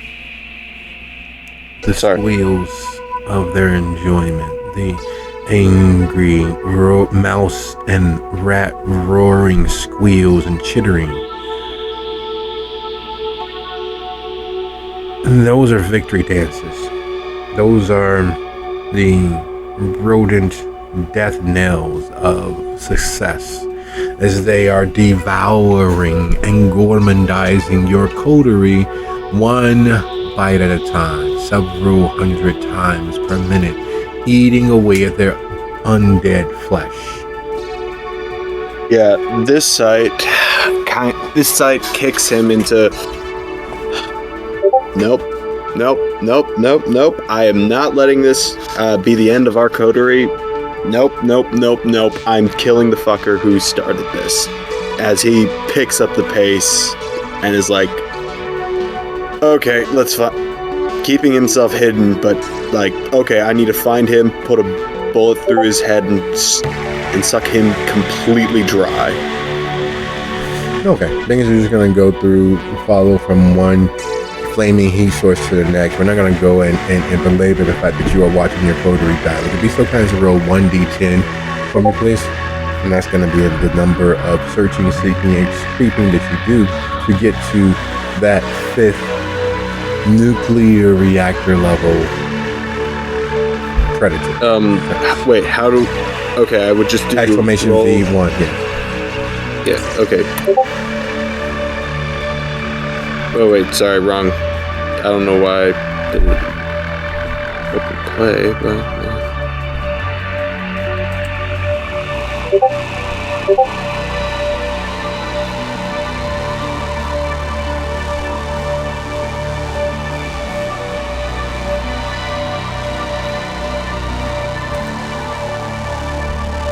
There you go. 4. All right. We need a health check for everyone.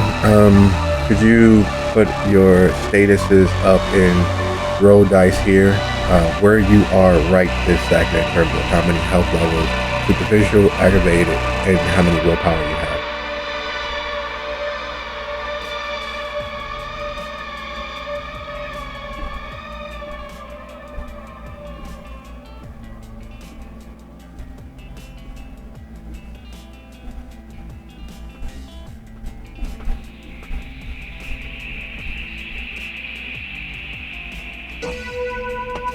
Oh my. So sorry for you, man.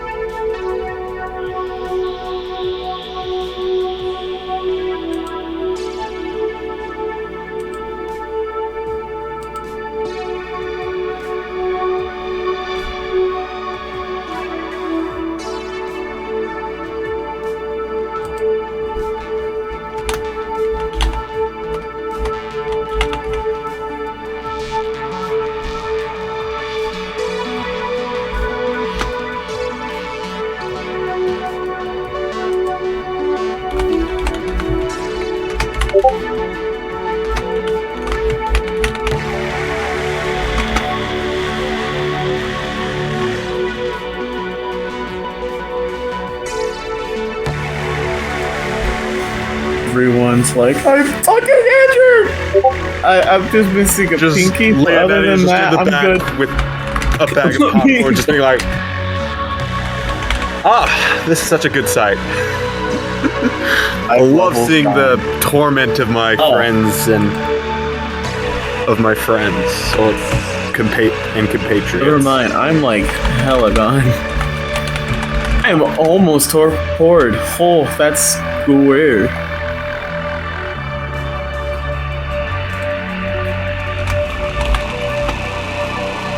I am one tough fuck, so.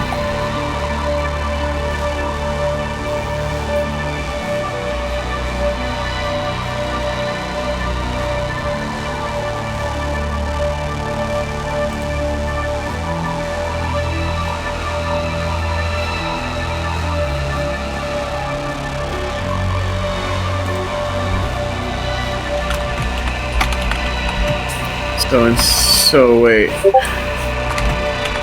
The health level's gone. So does that mean 5 aggravated damage? No, you have 1 unused health level.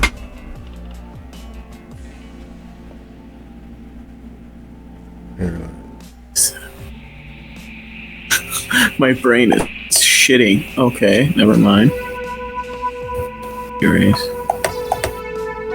And Nikki, what's your total health levels?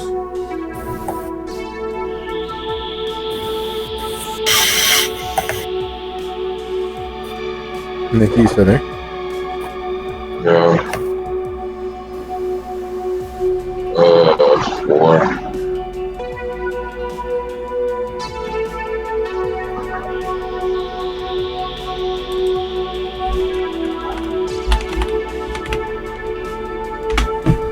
Oh, yeah, I have willpower's through the shitter, by the way, mine.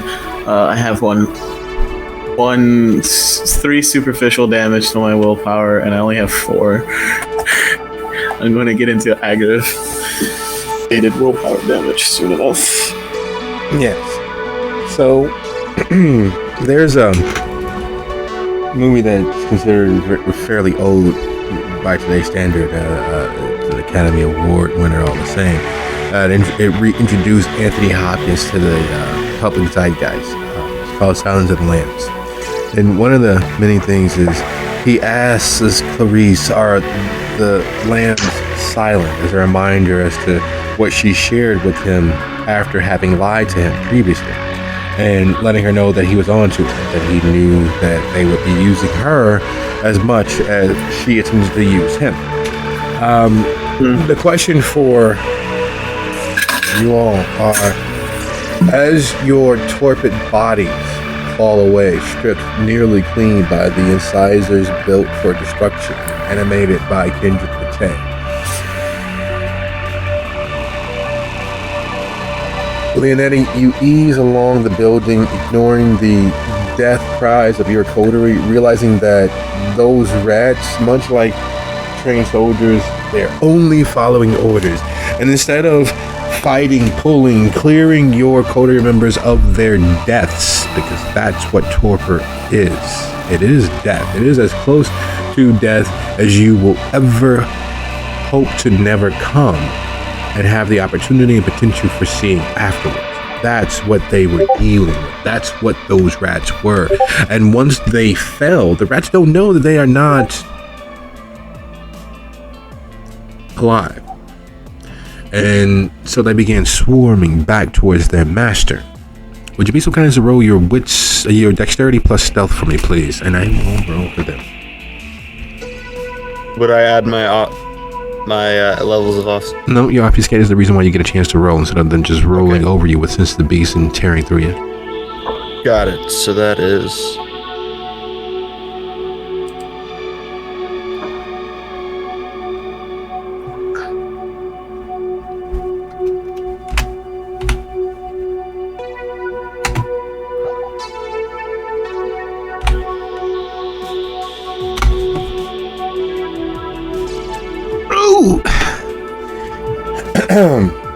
You manage to sink through the entirety of the building and find Alistair, the raving gentleman from the night before, his arms held akimbo, his eyes thrown skyward, even though he's inside a building. It looks as if he is praying to Sephiroth himself, as if he is communing with the spirits.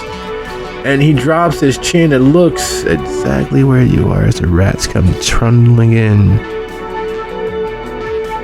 And as the rats move and swarm around him, forming a circle around him, all chittering and licking their claws and cleaning their snouts. And amongst the rats who are praying to their lord and master are possums and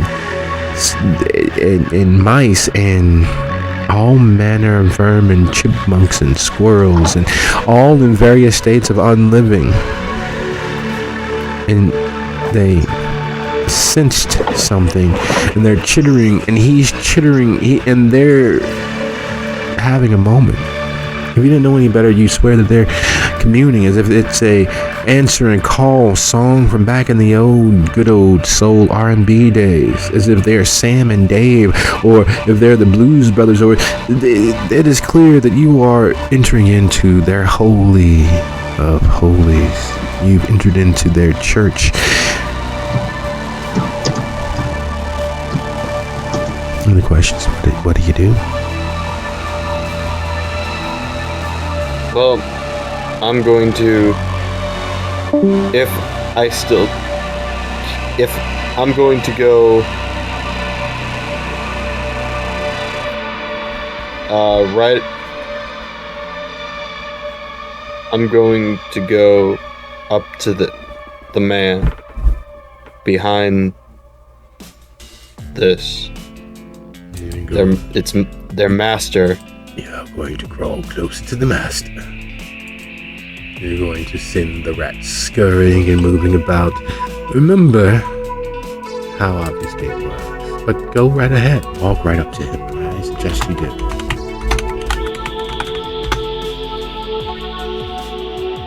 Red flag. Storyteller wants you to do this. Yeah. What are you talking about? There are no red flags. We don't have red flags.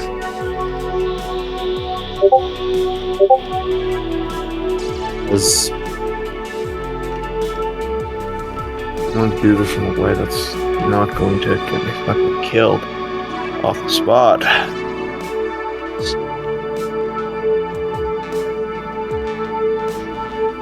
Okay. I'm going to aim my gun at this fuckers. Aim my guns respectively at this man's heart and his neck. So you're not going to cross the distance. You're going to aim down. You're going to draw down on the Rat King and all of his people in the middle of a sermon, no less. Would you be so kind as to firstly roll your Wits, just that.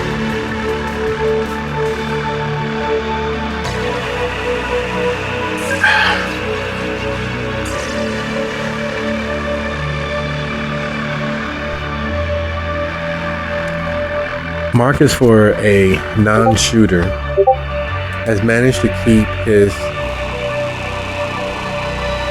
armaments fairly well intact. He manages to keep them well maintained, cleaned, and polished, properly oiled. But there's always the point of you never trust a weapon that you didn't directly fire yourself. You haven't had a test fire of the weapons. And while you've been around firearms long enough that you feel as if they are natural extensions of your body, the fact that you have never fired these weapons yourself puts everything up in the air when you aim, carefully sighting down and squeeze the trigger, not jerk, as you've been trained, as you've lived for all these many decades. And as you aim down and you're sure that nothing can see the glint of your polished and cleaned secondhand firearm, Alistair hears a chitter and a mouse at the back of the congregation is looking around, its nose wiggling and its whiskers vibrating.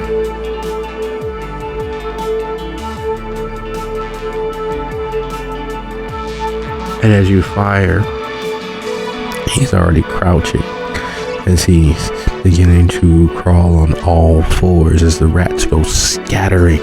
Those nearest the mouse at the back of the congregation gather around it as if they are guards and have every intent of eating that mouse whole. You're not sure what they're saying. The chittering, the squeaking, the head bowing, the scraping. But you are sure of what the effect of that was. They are onto you.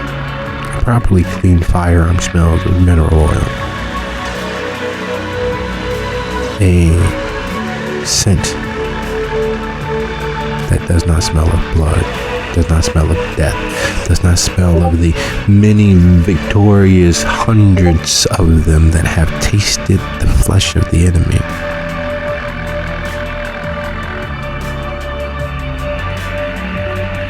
What do you do?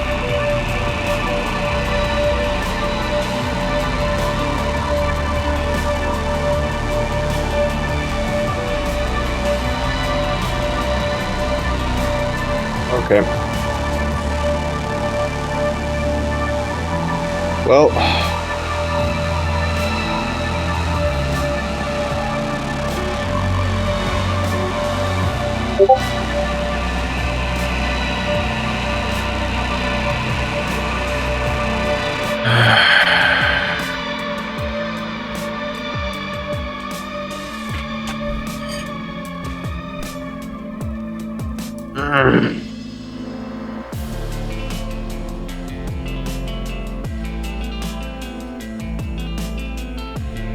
Well, I mean, I should already be visible, correct?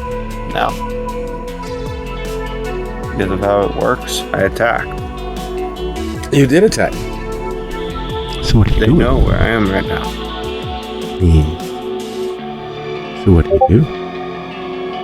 So,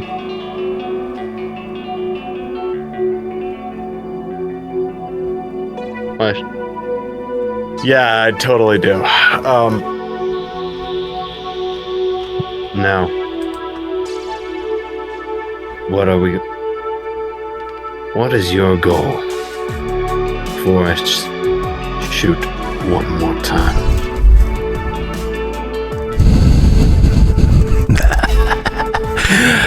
And as he begins to laugh,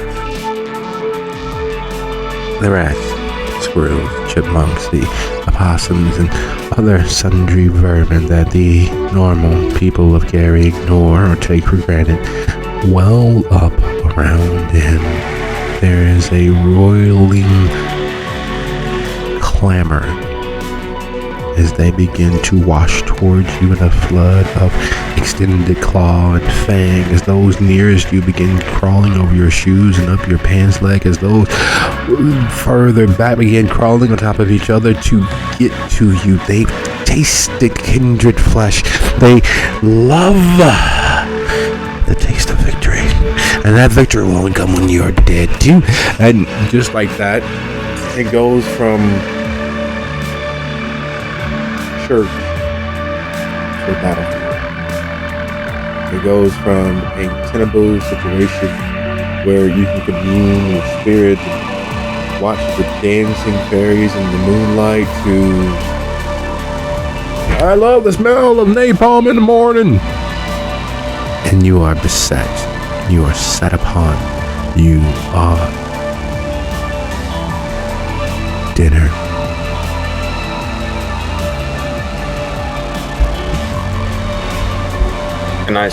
Can I still move? Can I move, or am I completely restrained? They're rats. They're chipmunks. They wouldn't restrain you until the full weight of them comes crashing down on you, which they're railing up to do now. Okay. Let's see. What do I have? What can I do?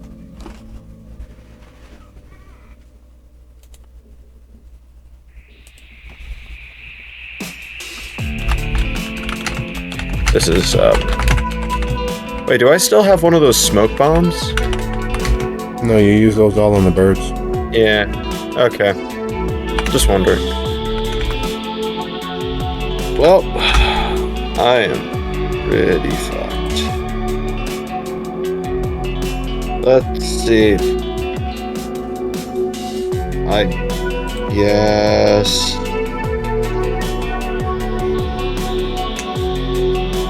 Is there some kind of way of like? Is it just like a wave that is coming down from like side wall to wall, just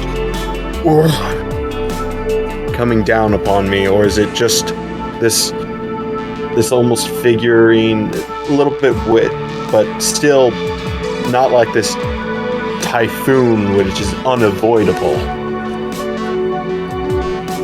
It seems unavoidable as you watch this wall of fur and darkness, which you've seen fell and fall your compatriots, come roiling up as they climb and clamber over one another to get to you.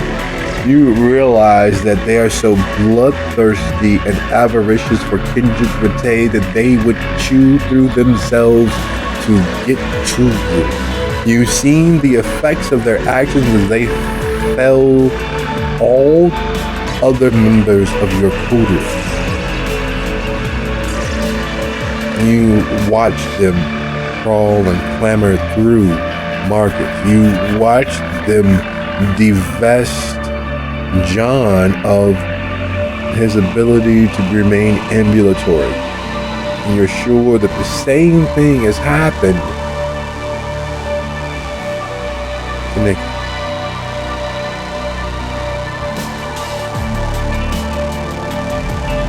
thinking of something, but I guess I can't do it. Why does it feel like this is just an impossible maelstrom of fur?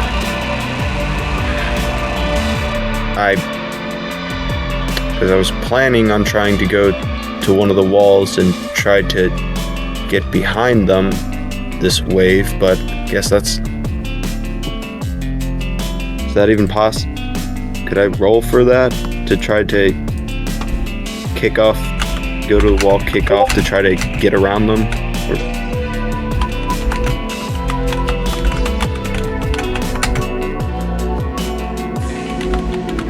get towards the source of it?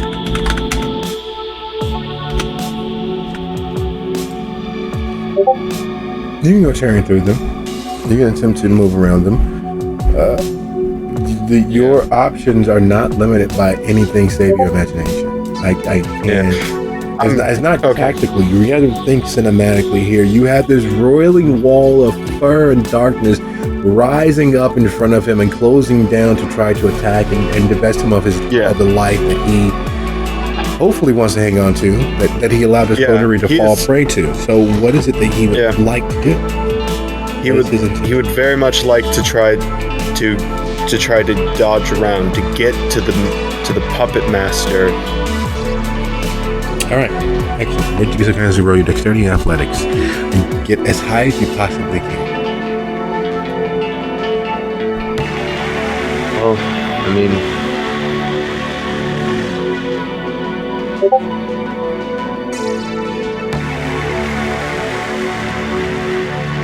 maybe I should blood surge for dexterity. Or what it's called. Well, that's absolutely it. You can blood surge. Yeah, so let's first surge. Hope that my rouse checks are... Why? Oh, you gotta be kidding me.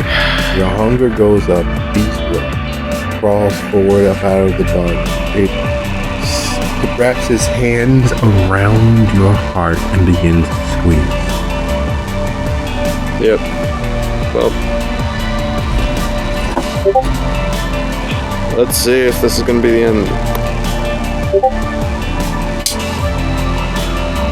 4 successes. That's as high as I can get it. And it's never as high as you can always add a willpower.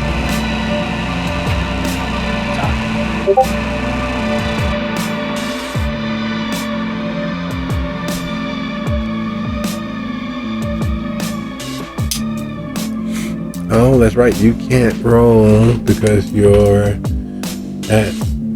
Are you at 5 hunger or 4 hunger? I thought you were at 4. 5. I'm at 5.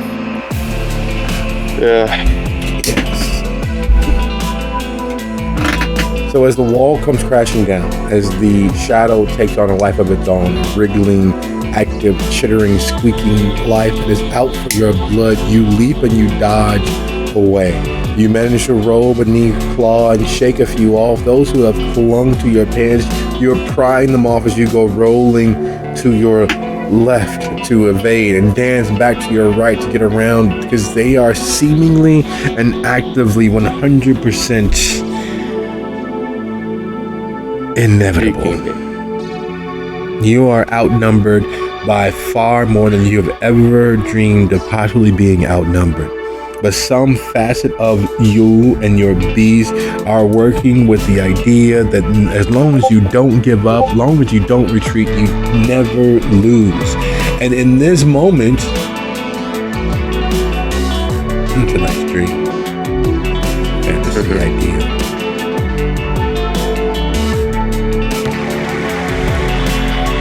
And we have lost another member of our coterie. Our troop with technical difficulties. Nikki has fallen away. With the will to fight on, to drive toward victory with everything that he has in himself. Linetti dodges and dances, avoids teeth while taking claw, avoids claw while taking teeth. The sheer number of hungry, angry, hateful rodentia is,